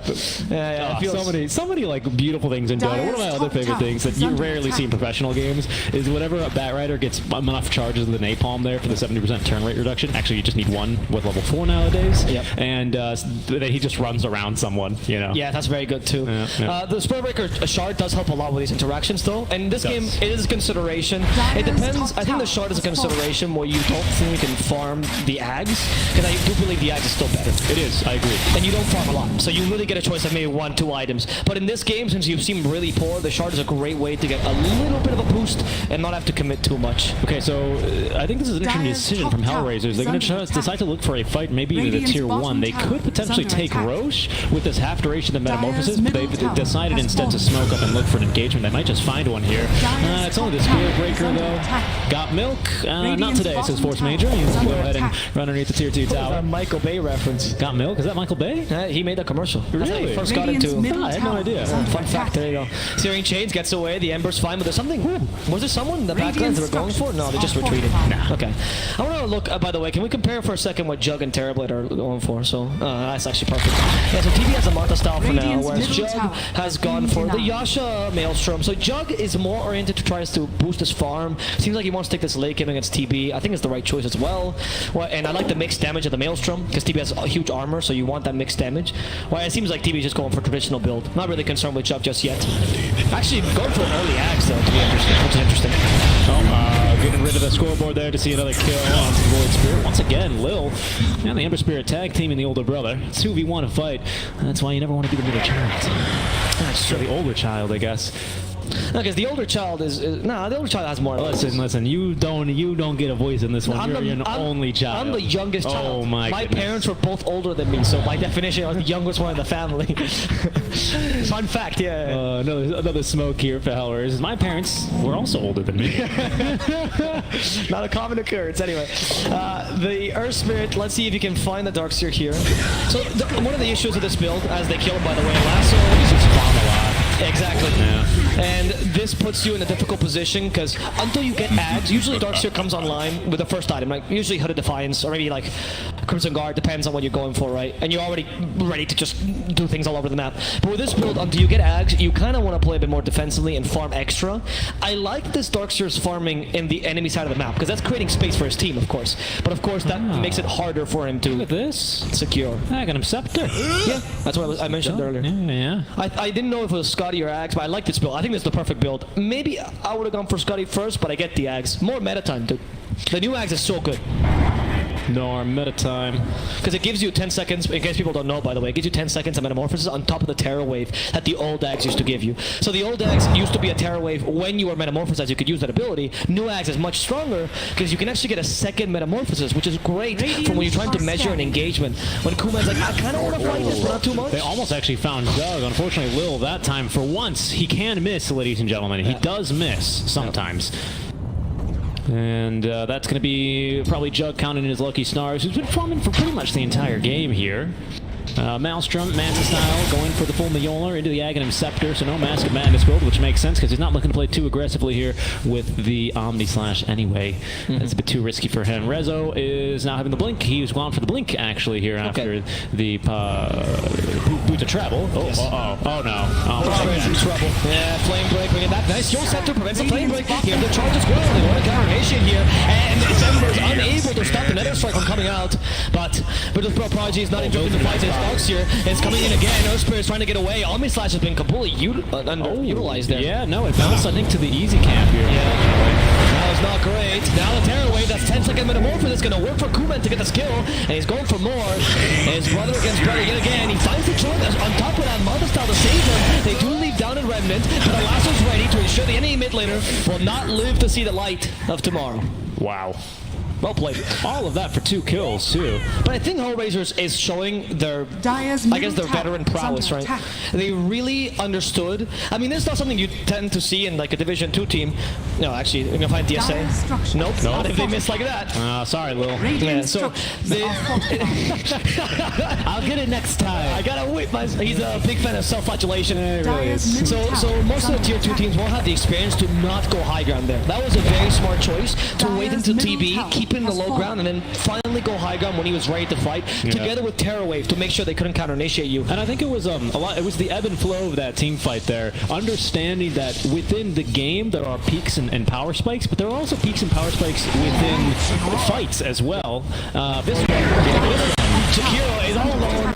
He's like, guys, I'm pushing the lane. Look at the space I'm making, and he's not wrong because he is making sure that the mid lane, which is pretty much a it is a lane you want to keep push because you actually did manage to take the tier 1 relatively early. You took the tier 2 as well, I believe. This is a dangerous spot for TB to be farming. We don't have anything to stun him. Oh, look how fast that Spirit Breaker is!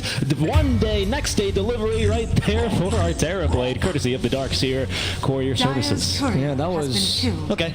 Good search there. I guess TB wasn't expecting that. Maybe a bit of a bit of a hasty initiation there, or a hasty farm by the TP. Small mistakes there. No, sorry, that's not a haste. That's called a surge. Yeah, it was a surge. I hate you. A surge initiation. HellRaisers.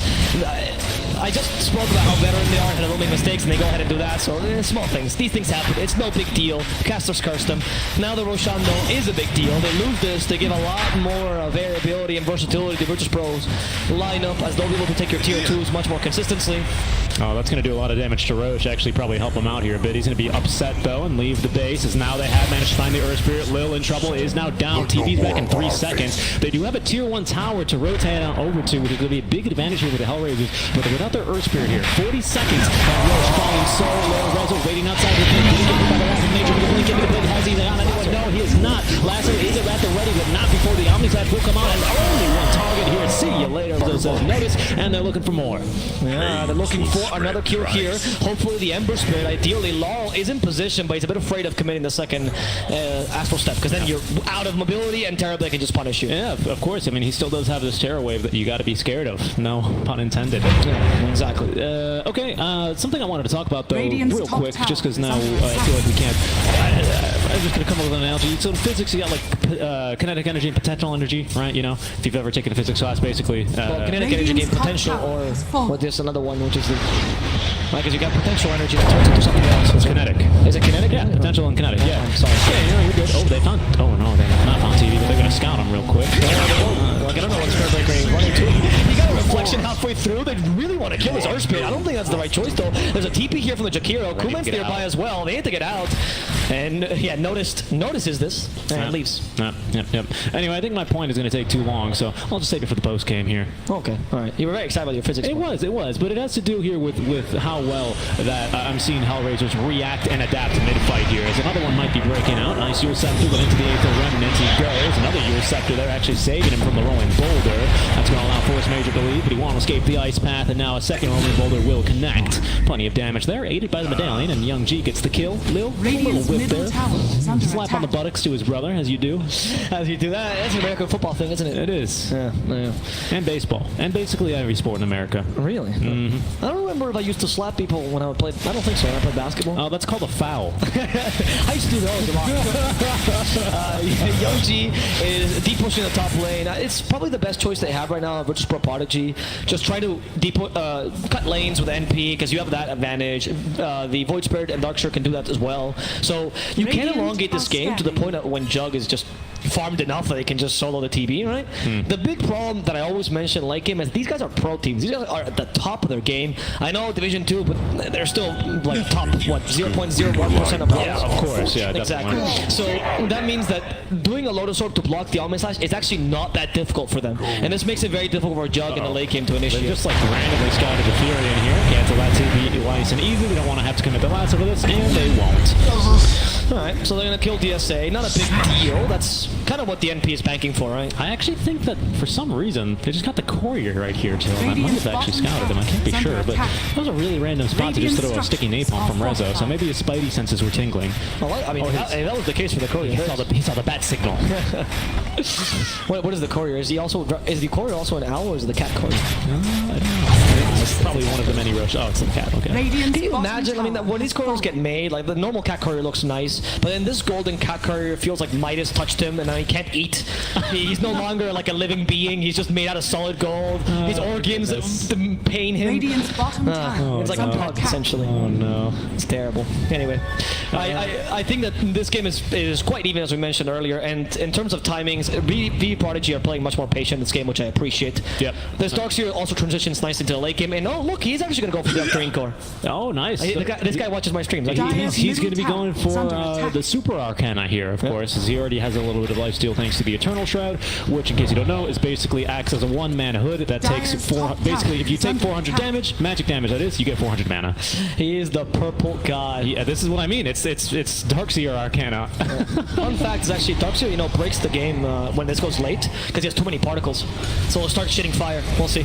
Resolution and Troll, maybe. I think so. They could commit an Omni if they really wanted to here.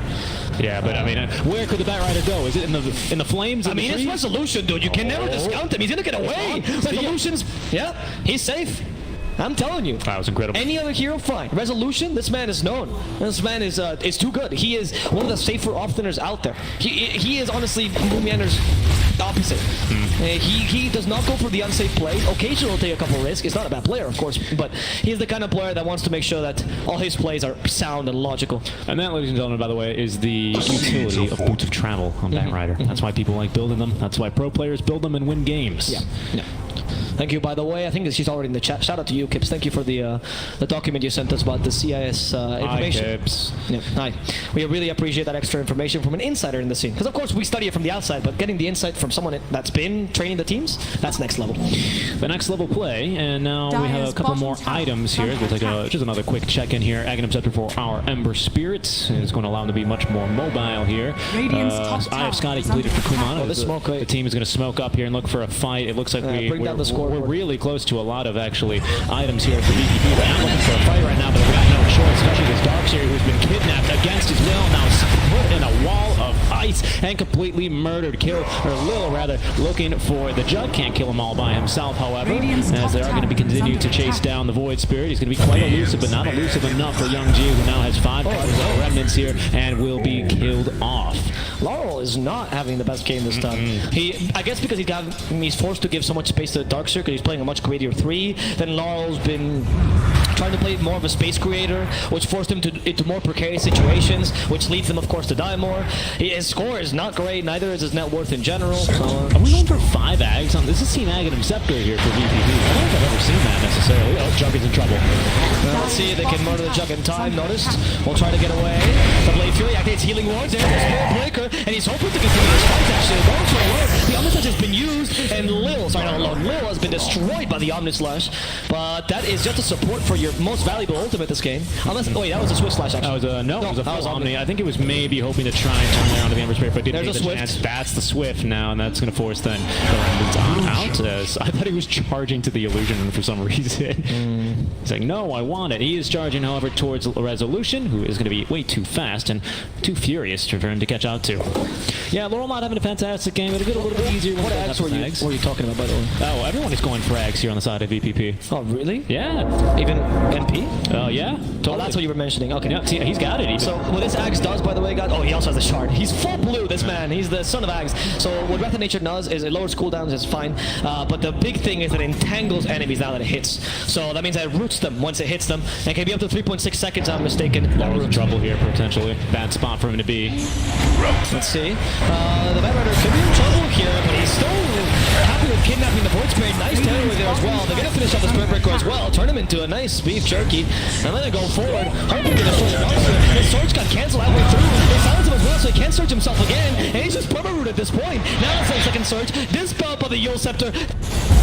Here. This man just wants to be free. He wants to run in the prairie, but they're gonna punish him. No, he's gonna have to now roam the prairie. That is the afterworld, I imagine, for our Spirit Breaker here. He probably goes off to a nice farm, I'm sure, whenever he's respawning. All right, that was a little bit silly. That's a good Swift Slash. That was a little silly, you might be able to say. He's gonna get a tip out from that one. That will tilt him.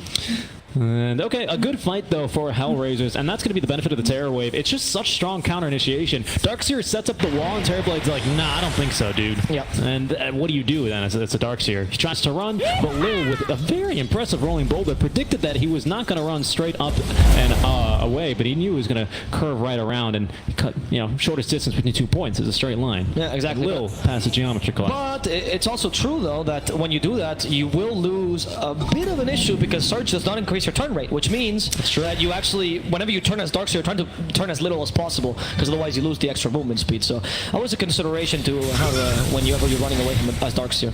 I think the BKB is the better. Oh, that was okay. Thank you for pointing it out. I think the BKB is the better choice for sure. The Uncturing Core was a good idea earlier when you were winning, but now you need something to actually go into the fight. Yeah. So there are a little known strategy actually. It's an Easter egg in Dota where if you all build Ags and Aghanim Shard, the enemy team has to fight Aghanim from the summer event, and yeah, so that can be a really. Oh, this is like the Dragon Balls then, right? I guess it is. I don't know. You lost me on that one. Can you make a wish as well? No. Let's see. The Omni Slash mostly stopped by the Yule Scepter, but he's still going to continue. Not enough damage to the... And now they can try to continue to kill Noticed. Noticed managed to finish off Young G though, and Kuna is forced to retreat. Somebody's still there. He gets the lasso. The Cable destroying Noticed, and on top of that, a Void Spirit who had no business being there. They're going to go for DSA, which is a free kill at this point. Darkseer's trying to run away, but the Ember is having none of this. He has the Searing Chains, also the Yule Scepter to cancel that second surge. The Ice Path is set. This combination is perfect. They're chaining these stuns to make sure that Celebrity cannot run away in time. They're going for more. Yeah, of course, Lil is going for more. He did it earlier. This time is the right play, but Lil is just tanking the tier 4s, dude.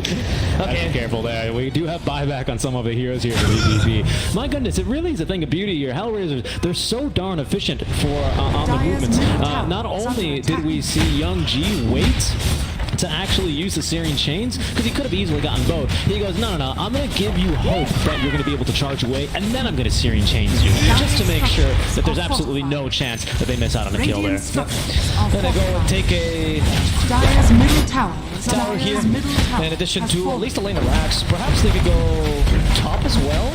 Is this enough to take 2 lanes with a TB? They might want to play this safe though. Yeah, the meta's ending, so it's a bit risky. Yeah, Carl here with the Ags is not a joke here. It's not to be taken lightly, I should say. Especially here for the Ember Spirit, who doesn't actually have a BKB, so he can only purge himself off with the Yule Scepter. So he's incredibly vulnerable actually here to his old brother, the Void Spirit. Especially because there is plenty of follow-up stuns and lockdown here to follow. They actually nearly got him in that last fight. It was looking like they were just about to do so, but Rezo with potentially a game-changing lasso there, just hunting down and finding the Juggernaut to be able to take him down. Very, very well played fight there. But again, just so efficient on all their spell usages. It's really, really impressive here to watch HellRaisers play. I just love CS Dota is the beauty of the team fights, man. The comparison I always use is the Russian ballet. That's what it always reminds me of. Because they're particularly known, by the way. You guys ever have the chance to go to Moscow? I recommend you go watch a ballet, or honestly, St. Petersburg or any city. Go to a random town, ask for the ballet, get the town people to dance for you. You don't want to watch Stravinsky's The Rite of Spring, however, because when that premiered, the crowd was so upset, they literally burned down the opera hall. And that's how much Russians care about it. That is a true story. That is a big, that's why their Dota is so clean, dude. It's really true. Because if you don't play well, people will come down and burn your house down. Imagine, the fans are brutal. Do not do that, by the way. That is a very bad thing to do. Radiant are scanning. As we'll be taking a look here. Up 5k though for the HellRaisers, 35 minutes into the game. A very funny game this one has actually developed into, as both teams now begin to skirmish a little bit more regularly now that the items are coming through. Lincoln Sphere here completed for our Juggernaut, so the one defensive item for him to try and hopefully block the lasso here for the Bat Rider. I'm trying to think, what else do you have really to break through Lincoln Sphere this game, Avo?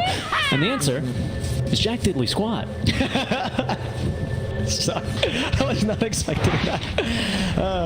Yeah, you're right. That is why the Lincoln's such a good idea. Do they have any 4-staffs or Yule Scepters they could use? I guess Yule's on Ember, right? Jakiro has a Yule's himself. Yeah, they got plenty of Yules. Okay, the Macro Prize would use. Can they stop the Jakiro first?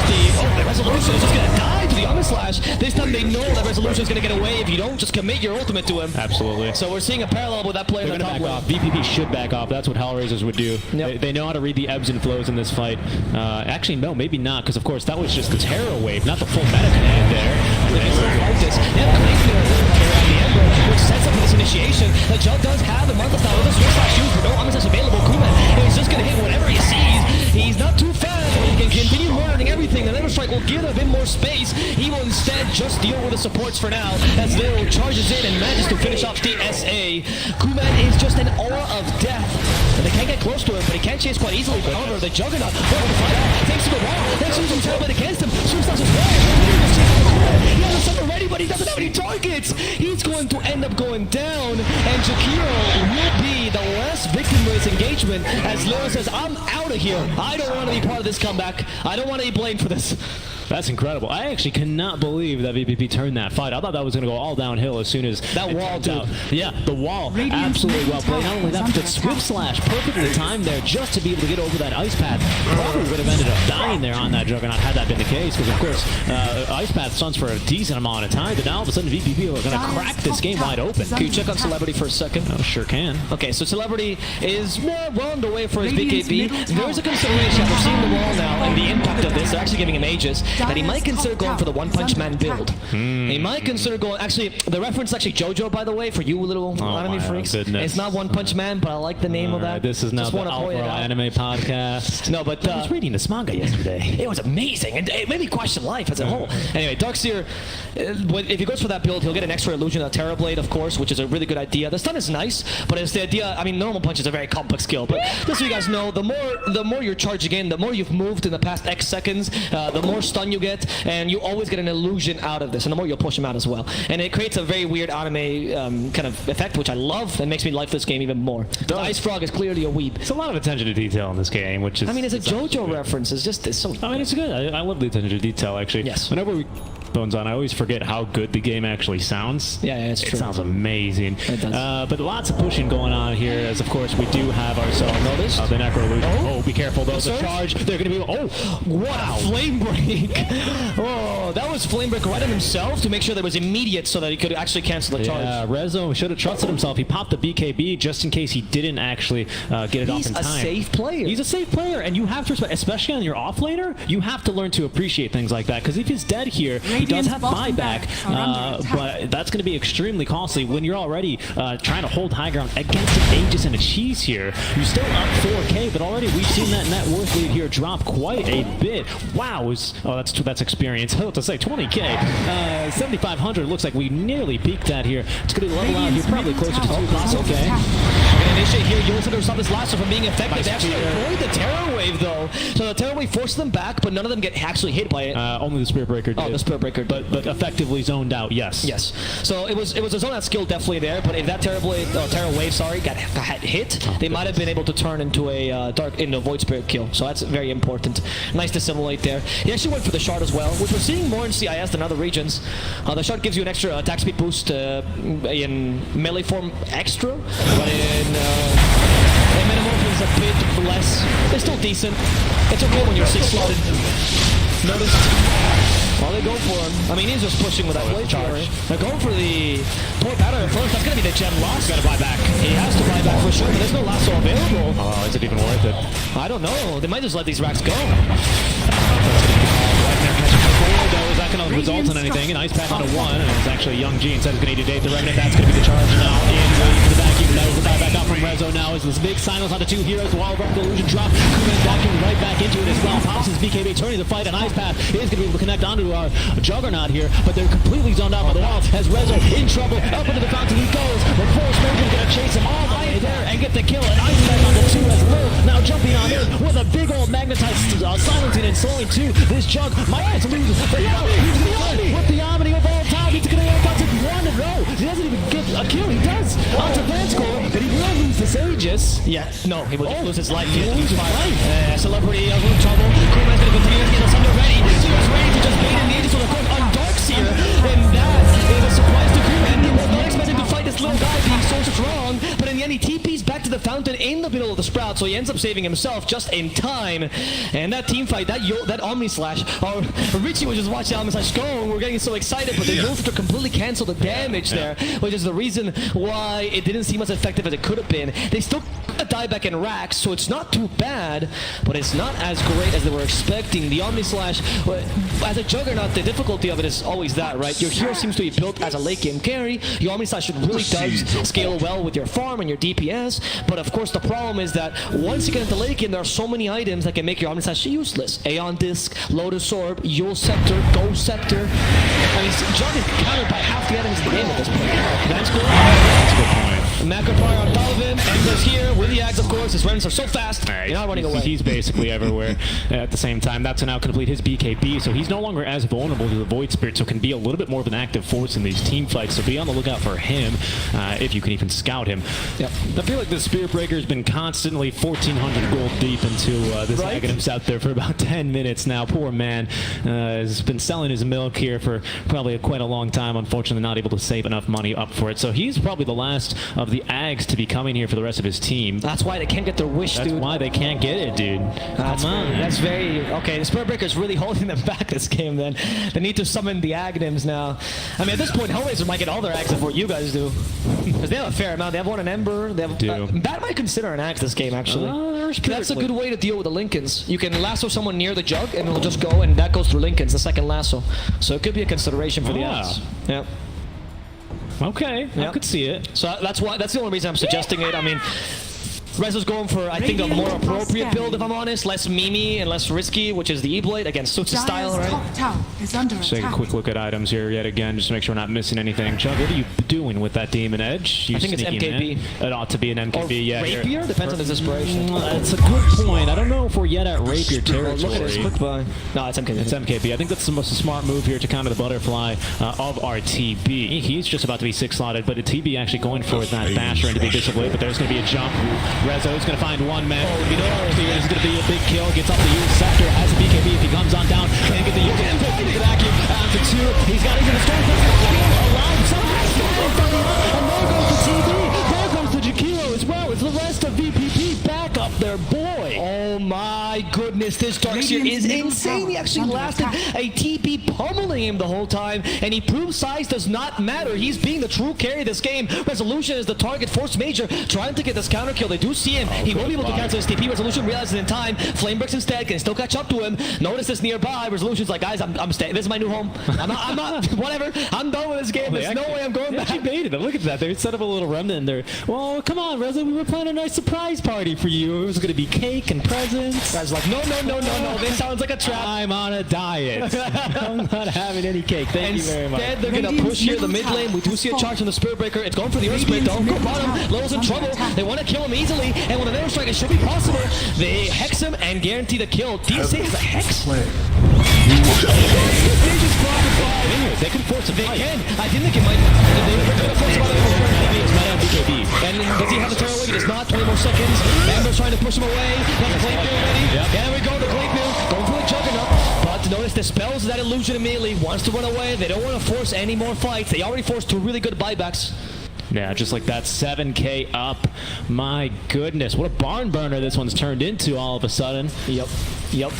I think that Prodigy is actually bringing back this game, dude. Like, the impossible is becoming a reality. Their Jug is farmed enough that they can actually beat the TP. Hell, even the Darkseer is farmed enough to build the TP. I mean, the Darkseer is the true carry, okay? His name is Celebrity. You know what? Bloodstone there probably doing the trick there for him. Can you check the level 25 talent that he picked Sure up? can. I forget. Oh, the Parallel Wall. Okay. Usually with this build, I like the AoE Surge more, but I think this game against the TB, Parallel Wall is the way to go. 100%. Now, all we need is the Weeb reference to complete this. This is a true story. Think about this. Darkseer was only position 3. He rose up the ranks, now being a position 2. Through One day he woke up and effort. and he's like, oh my god, I'm late to my first day of high school. He went, oh, but you Juggernaut-sama, I'm not really sure if I can really carry this game. And Juggernaut, I trust you. You can use TV strength against them. And now, the resolution of the anime is coming forth. This is the end of the arc, and Celebrity has a chance to beat this game. I am so excited. They can go for it here. HellRaisers, they're going to use that second smoke here, trying to go for the flanking maneuver, attacking the rear, but they're setting up the Vanguard here already. Juggernaut is going to be leading the charge back. They're going to be trying to stay on the high ground here, I'd imagine. They do scout Celebrity here, and one Berezzo ready to make the jump. Smoke has broken as Laurel leading them towards perhaps death, perhaps victory here. This really is a toss of the coin right now. Is. Because these team fights are all about who initiates on whom and who gets the first big ultimate off. Particularly for HellRaisers is a lasso, and for Virtus Pro Prodigy is some sort of control into the Omni Slash, right? To kill a big target. He went for the Shard by the Juggernaut, which gives you more movement speed on Blade Fury and also allows you to attack once every second in the Blade Fury. More DPS as well, of course, which at this stage, it's not too bad. You're going to take those. Tier 3 tower here under siege. The rest of HellRaisers, though, still trying to set a trap here.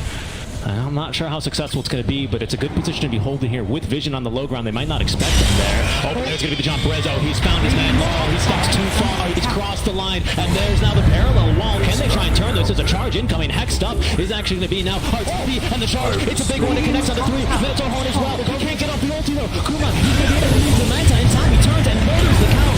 Oh, goodness. And he is breaking out. There's going to be the Omni Flash onto everyone as they're continuing to just go everywhere. And Kuma instead, 3 heroes already like that. Notice with the double kill. Young G with the laceration BKB with the swim slash will force him back.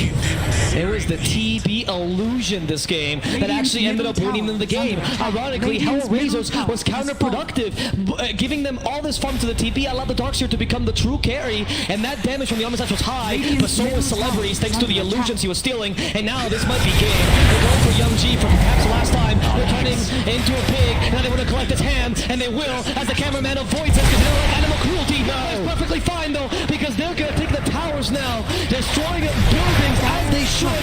VP will finally take this game, too, and this will lead us to a game 3 with an incredibly impressive comeback by this new squad of VP Prodigy. Yeah, that was incredible here. I thought that was going to be not quite a shoe-in, or a sure-win, I should say, here for...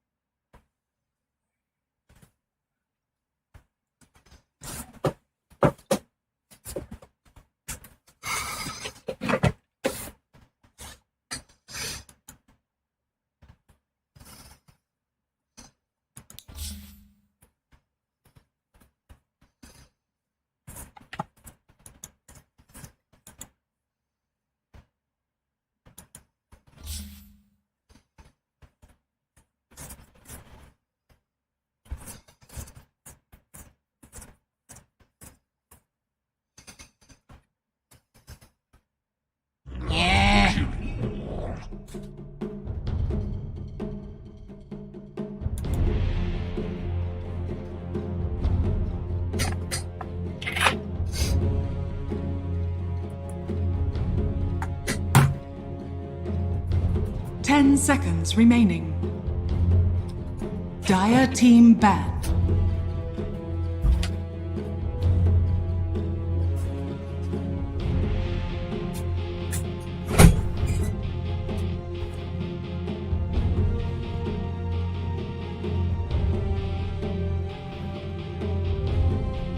Seconds remaining. 5 seconds remaining.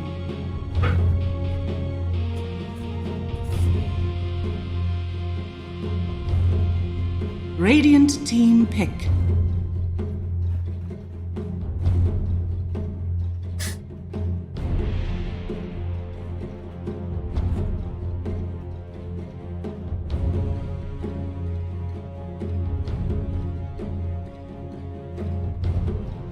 Seconds remaining.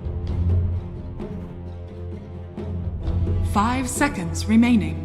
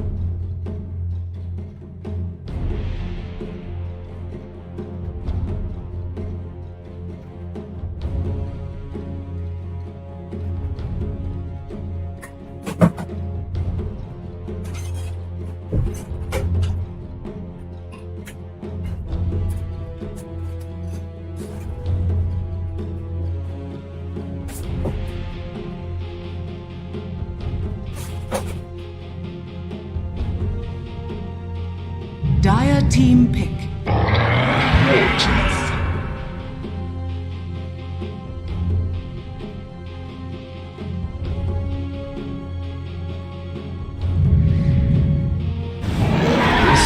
You may now select your heroes.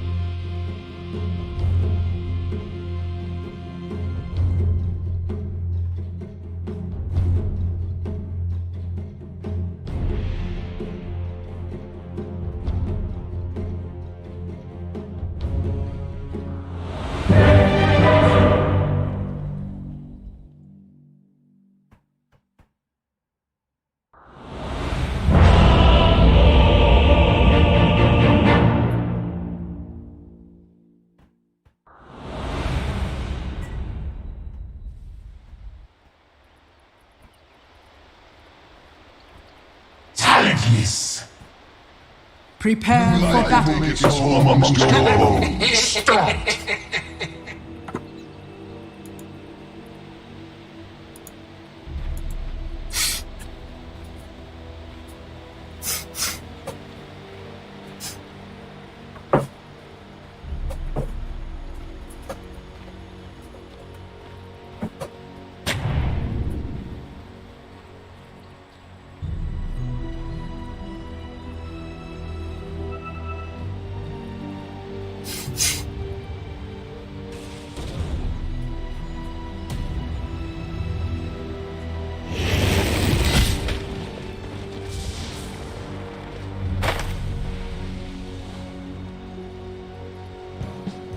"30 seconds to battle.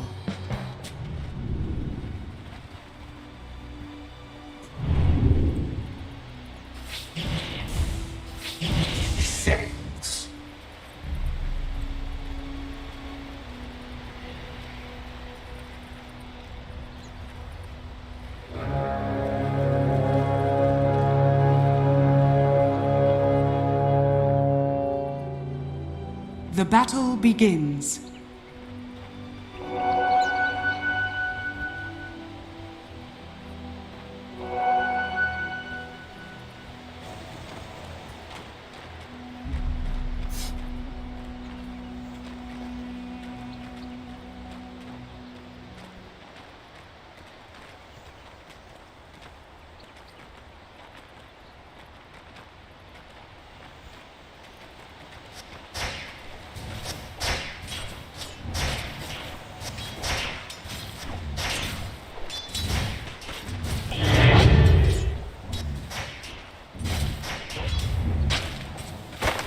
Denied.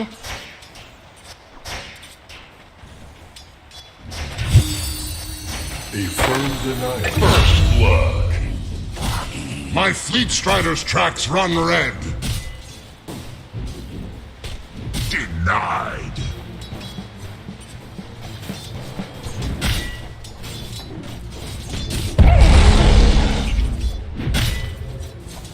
Denied.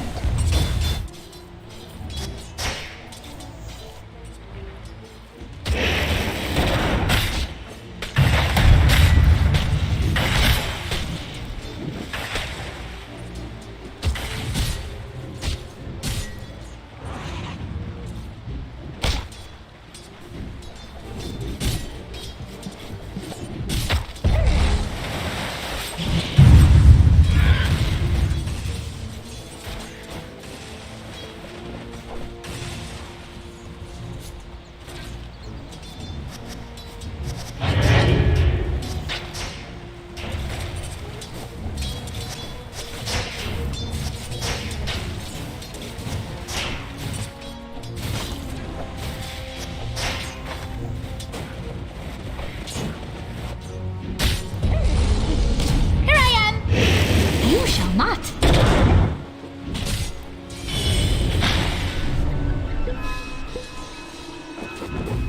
No.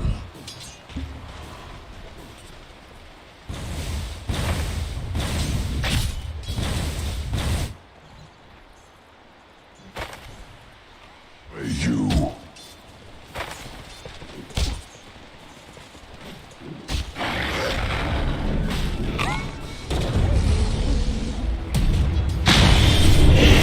Dire's middle tower is under attack.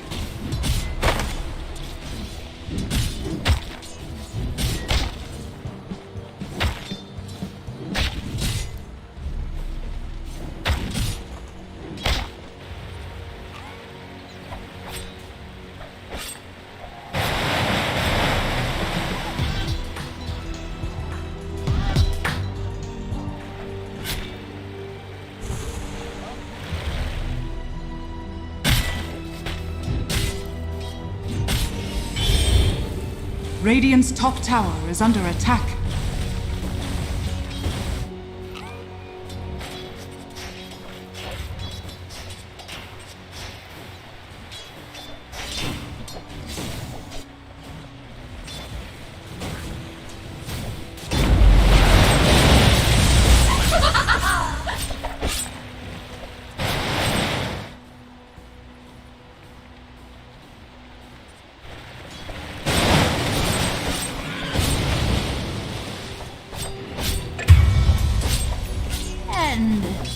This does not please me, youngling.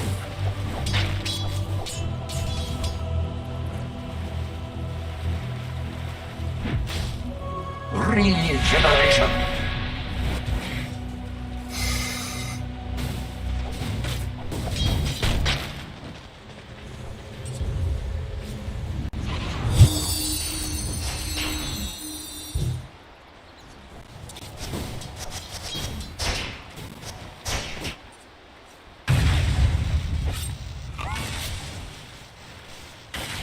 Dire's structures are fortified.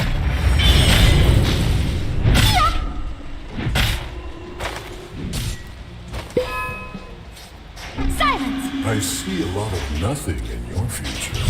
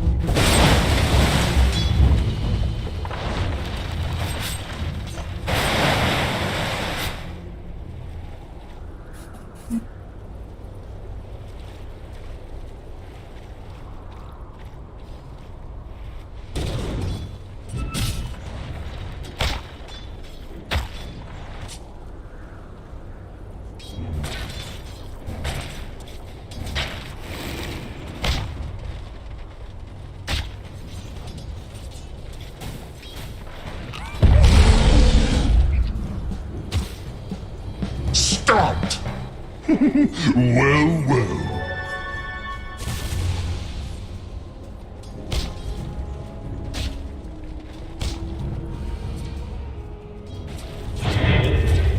Radiant's middle tower is under attack. Radiant structures are fortified. Turns to gray.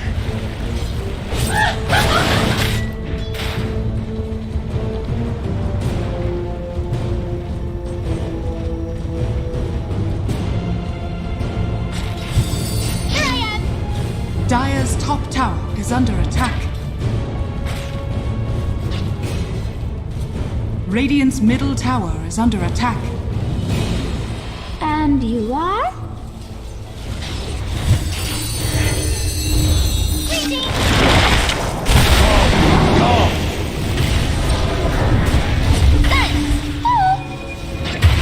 Let the world end now. It matters not to me.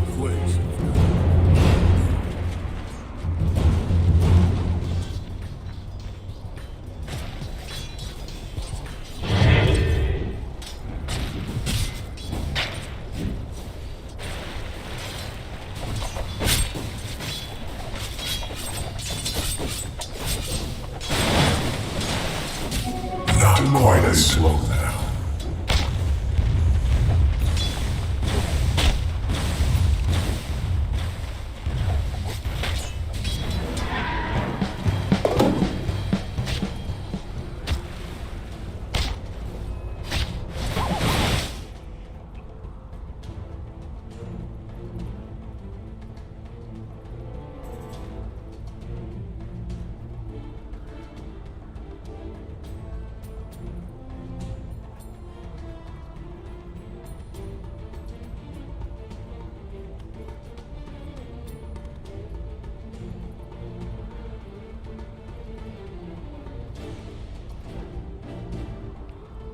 Stomped!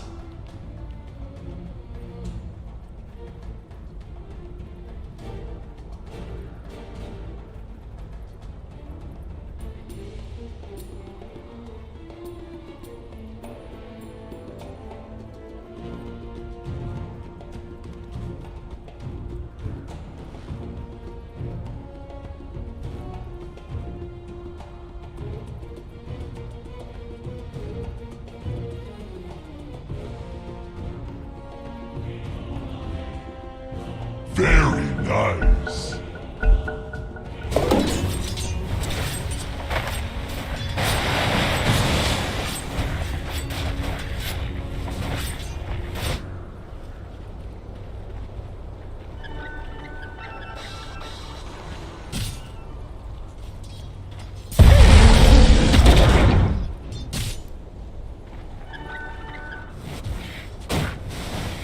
Radiant's courier has been killed. Dire's top tower is under attack. Here I am.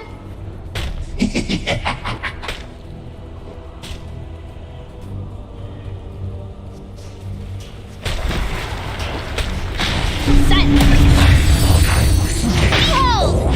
That's for your impertinence.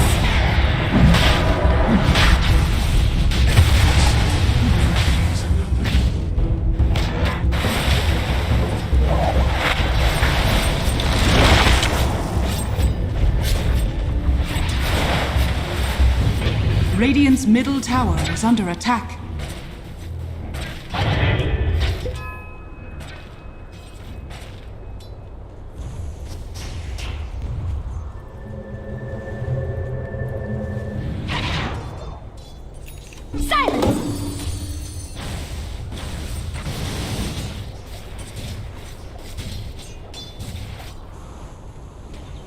A lucky find. My path prize. leads to riches. Greetings.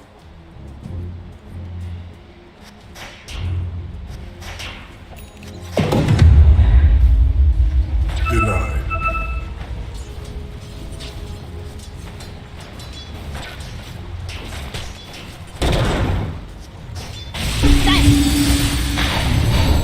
Stay near.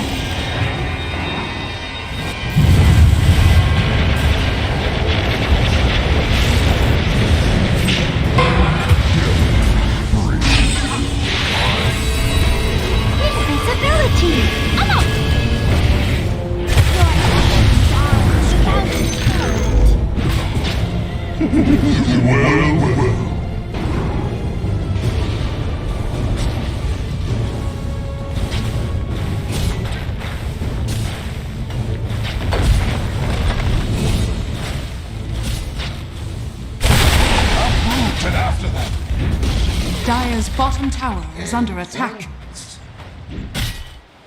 Radiant's top tower is under attack.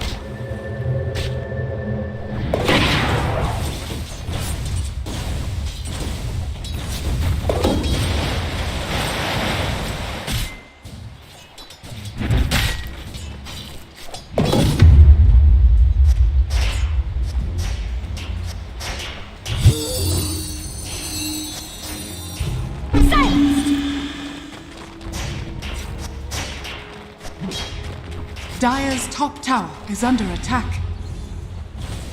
Dire are scanning.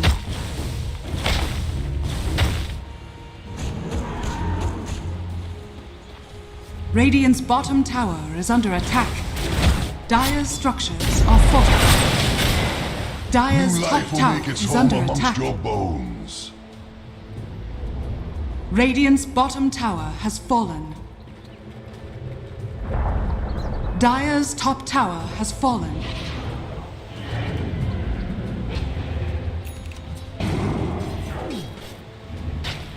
Stay near. Agents of the void. I return. Radiant's bottom tower is under attack. Dire's top tower is under attack.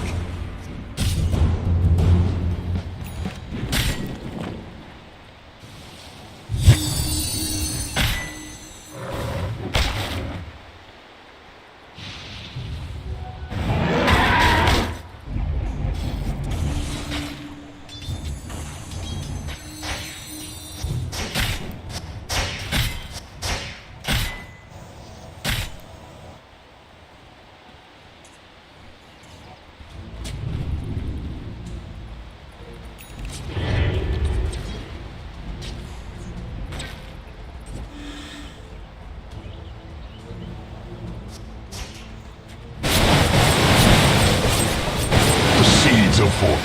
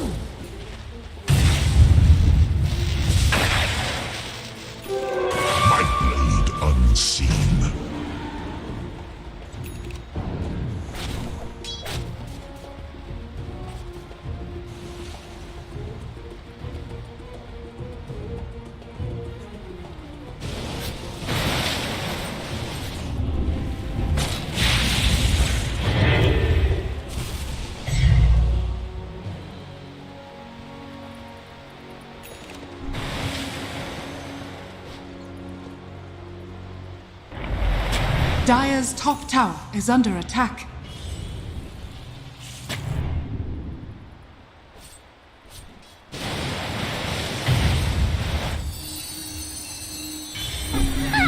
Dire's top tower is under attack.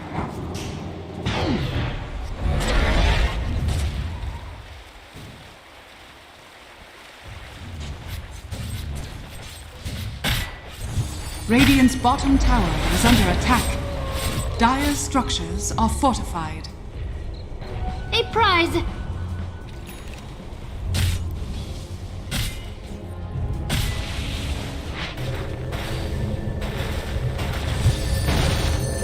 Here I am.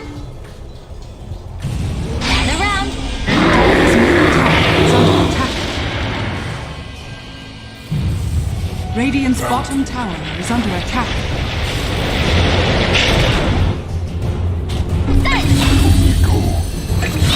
Get up if you can.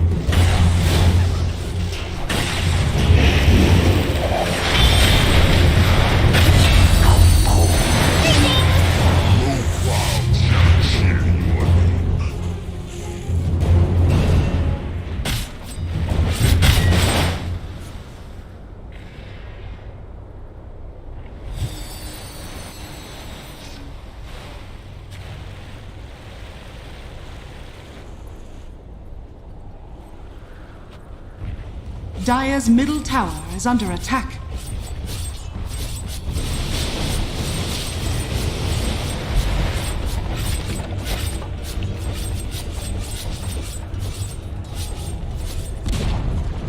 Dire's middle tower has fallen.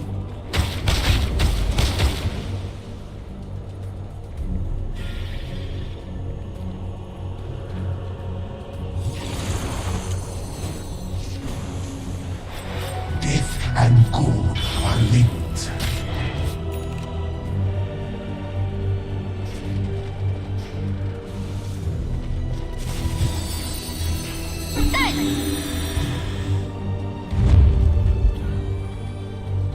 Gold and sweet.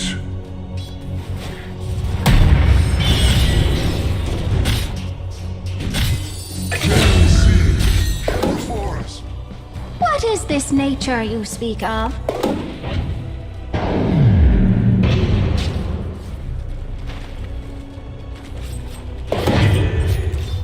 Radiant are scanning. Dire are scanning. Dire's top tower is under attack.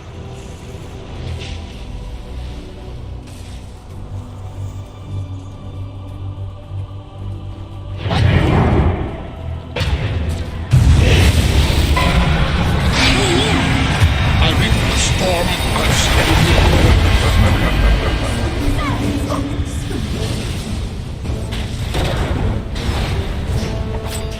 Return to nothingness.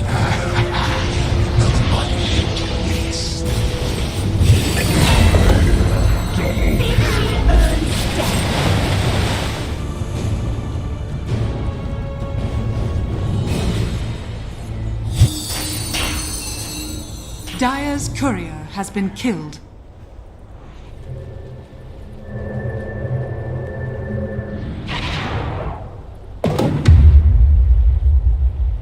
Dire's bottom tower is under attack.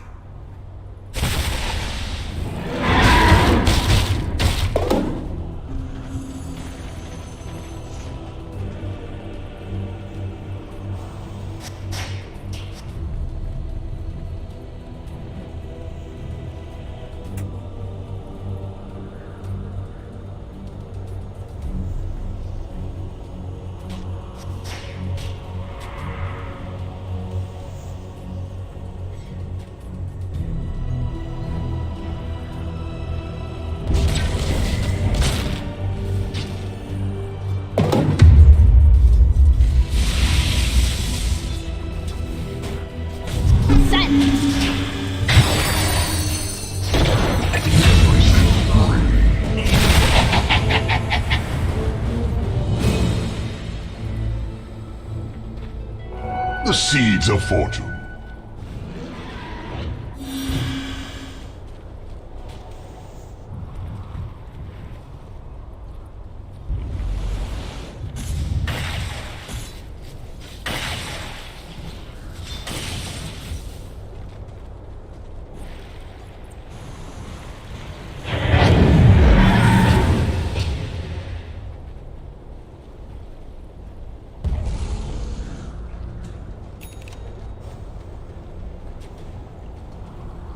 Dire's top tower is under attack.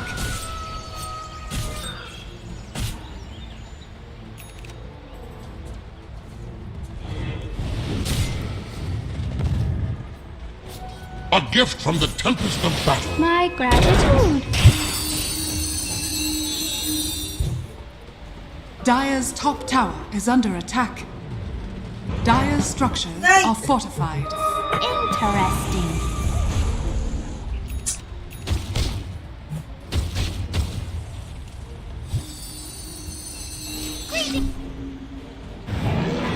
Dire's top tower is under attack.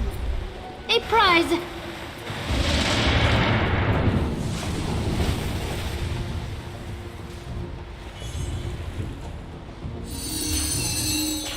Behold!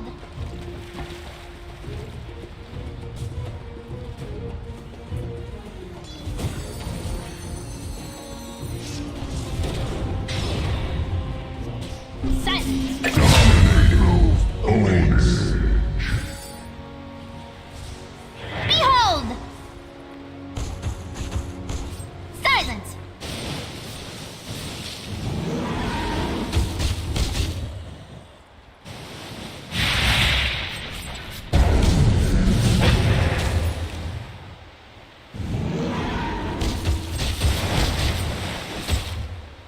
Radiant are scanning.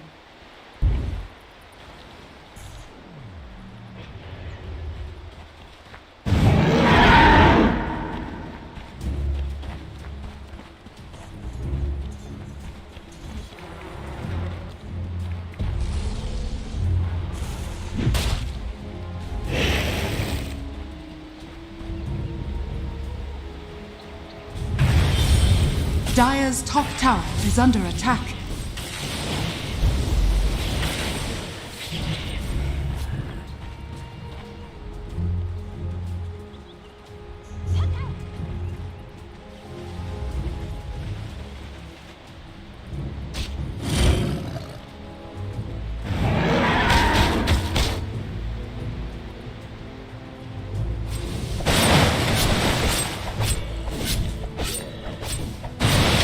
Dire's top tower is under attack.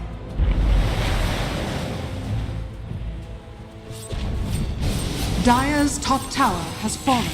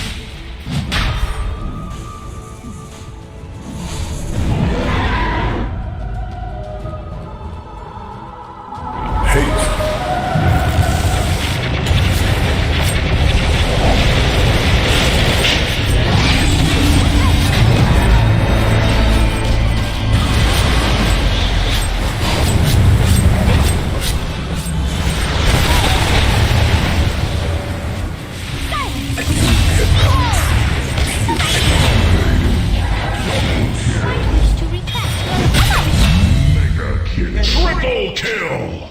Talentless. Silence!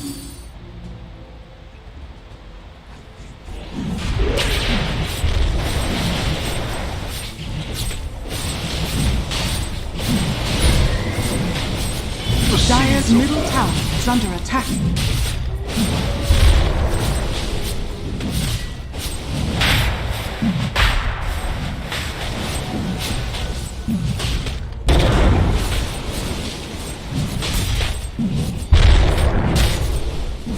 A gift from the tempest of battle.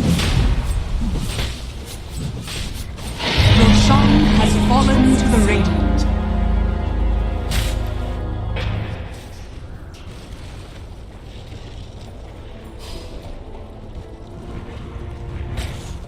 Stay near! Dire's middle tower is under attack.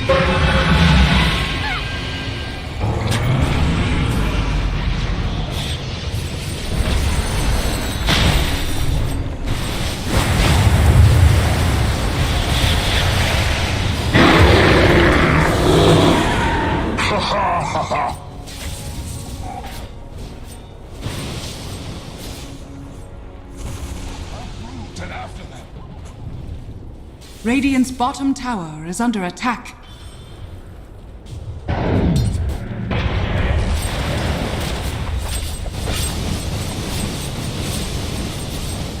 Radiant's middle tower is under attack.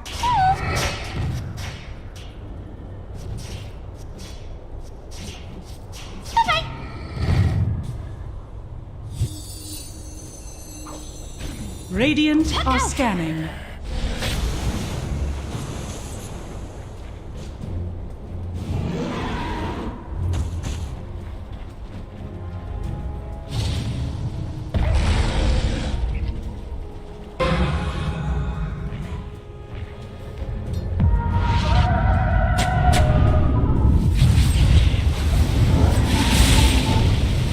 Dire's middle tower is under attack.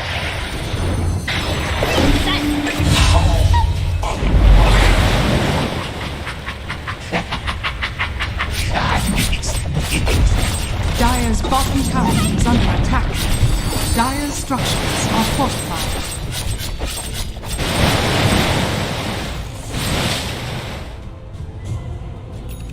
Dire's bottom tower is under attack.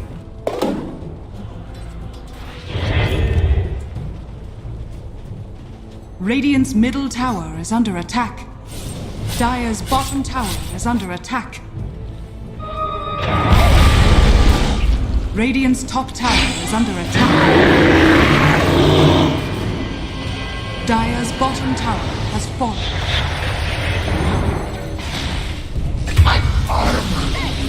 Radiant's top tower has been denied.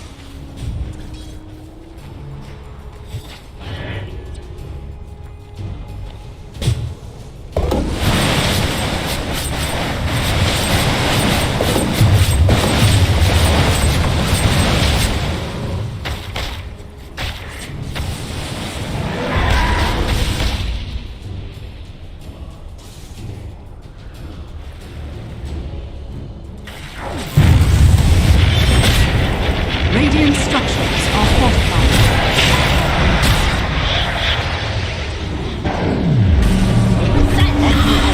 Who cannot maintain.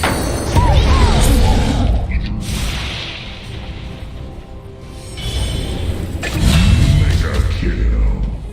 That's what a swimming with. Death tax.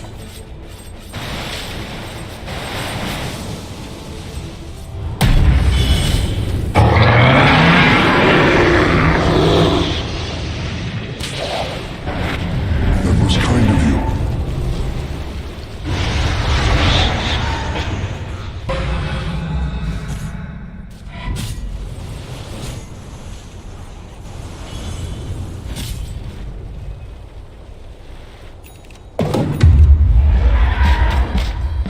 Dire's middle tower is under attack.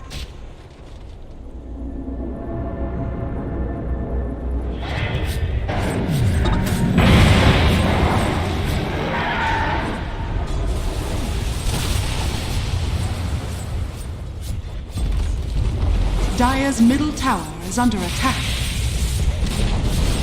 Dire's middle tower has fallen.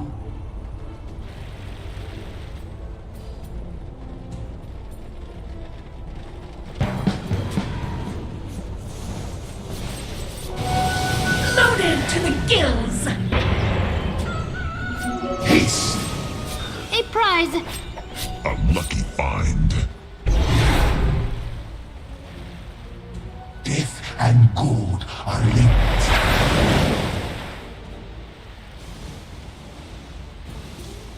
Radiant are scanning.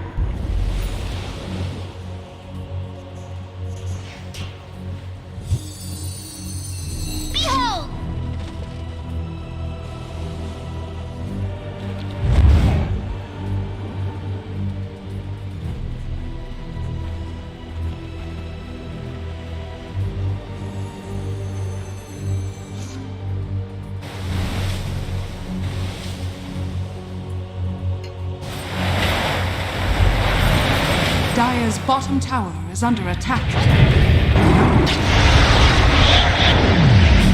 Dire's turret has been killed. Dire's middle tower is under attack.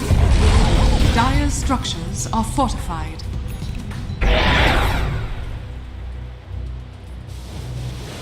Dire's bottom tower is under attack. Radiant's top tower is under attack.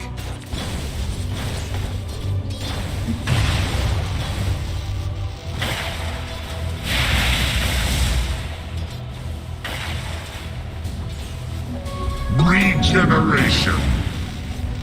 Radiant's top tower is under attack.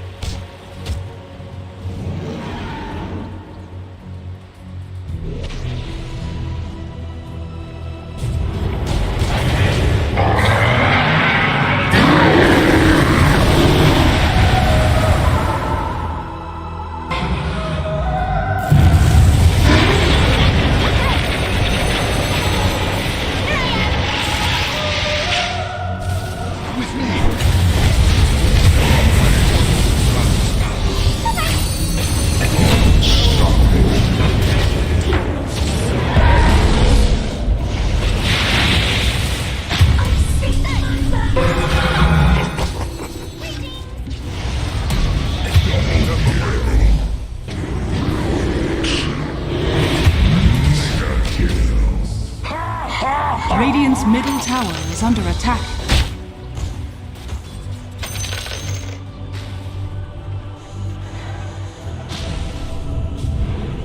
Radiant's middle tower is under attack.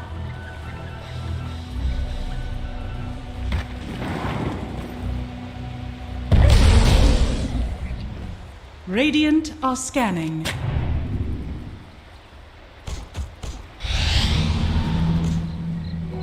Radiant's middle tower is under attack. Dire are scanning. That should help.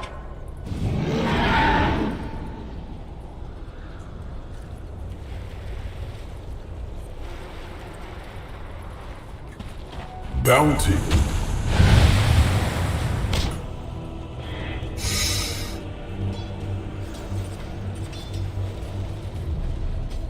Silence!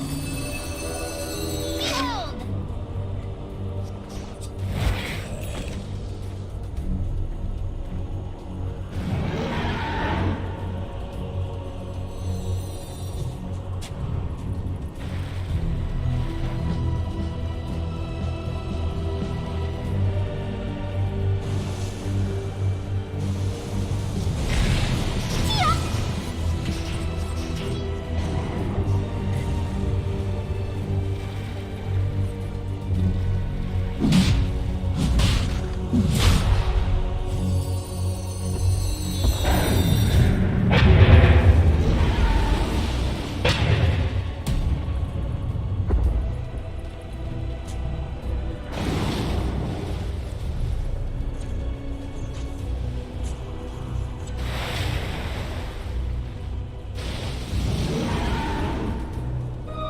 Void infusion.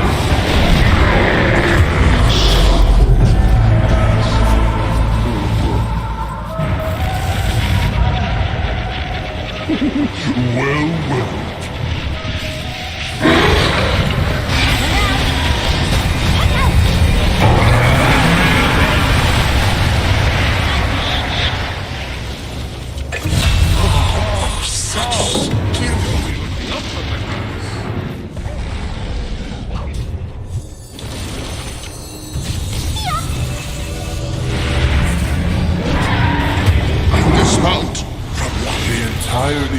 existence was but a single moment.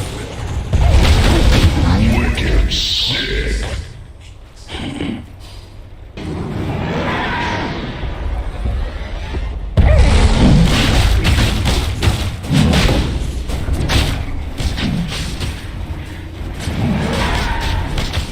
Death tax. Pull roots and run. Immortality.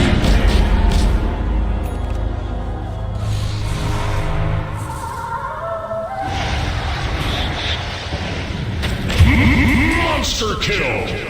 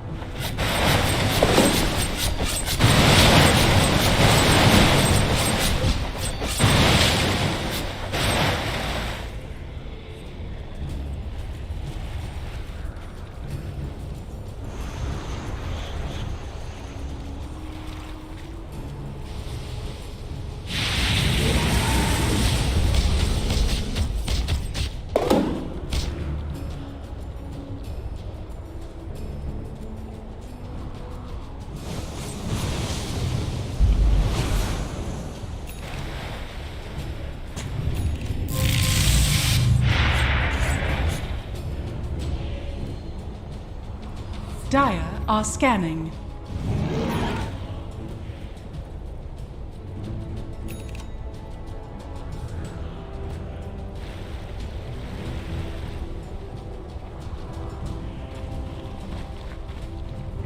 Double damage!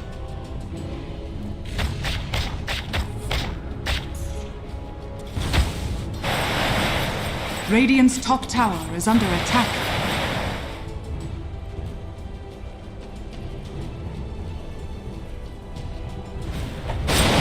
Illusion.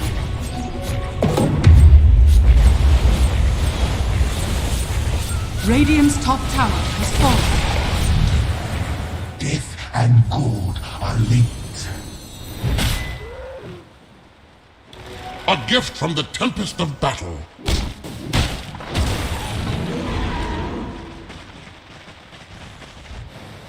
Radiant's top tower is under attack.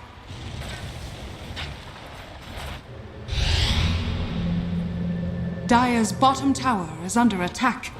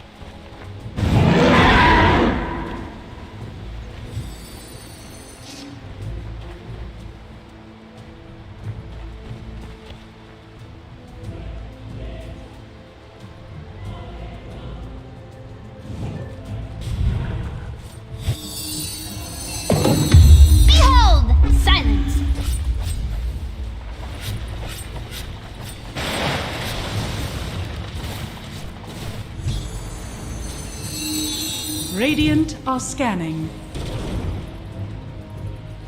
Dire's middle tower is under attack.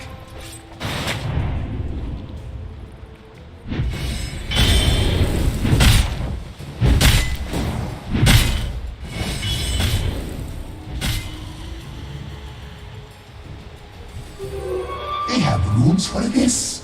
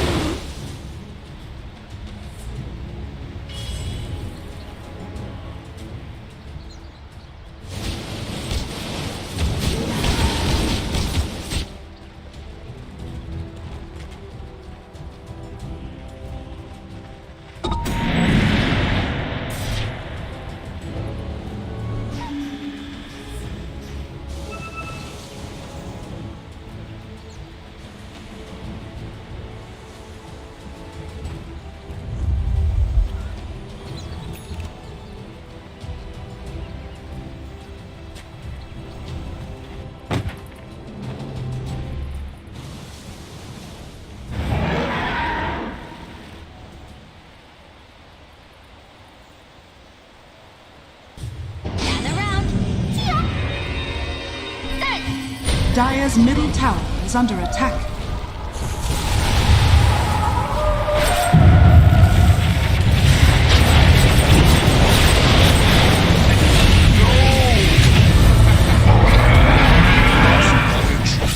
Radiant's bottom tower is under attack.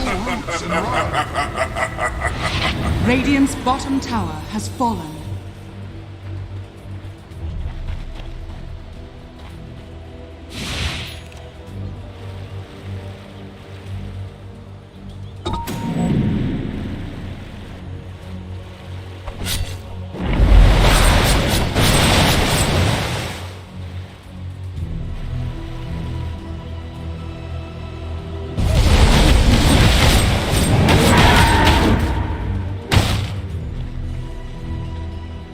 Radiant's middle tower is under attack.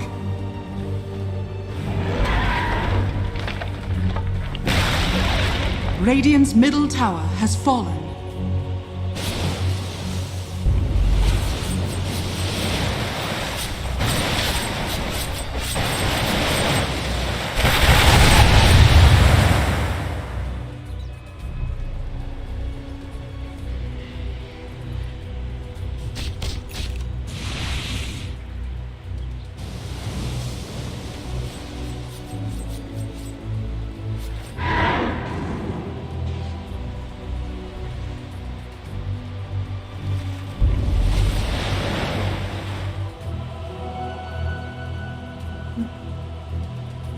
A prize! Mirrors of my delight.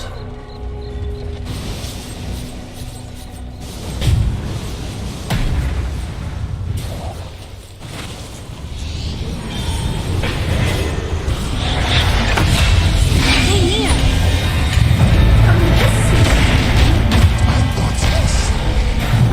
Take this chosen amidst those not failure.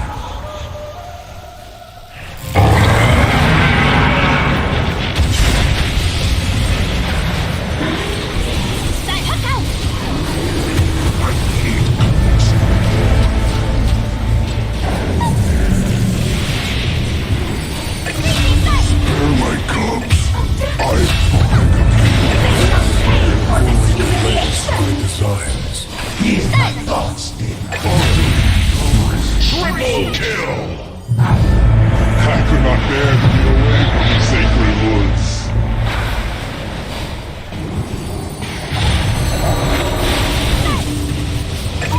Dire's middle tower is under attack.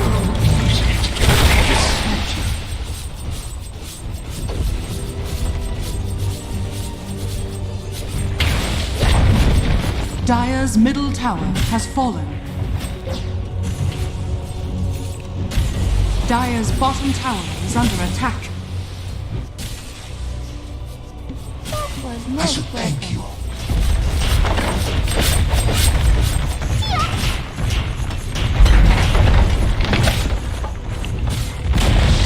Dire's middle tower has fallen. Dire's middle tower is under attack. Dire's structures are fortified. Radiant structures are fortified.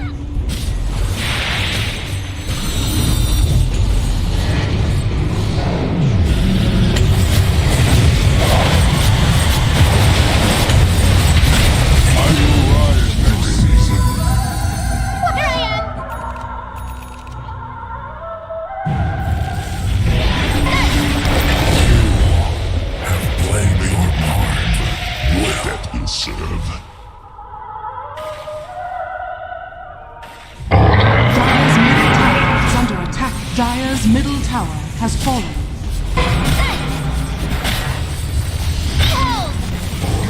Dire's ancient is under attack.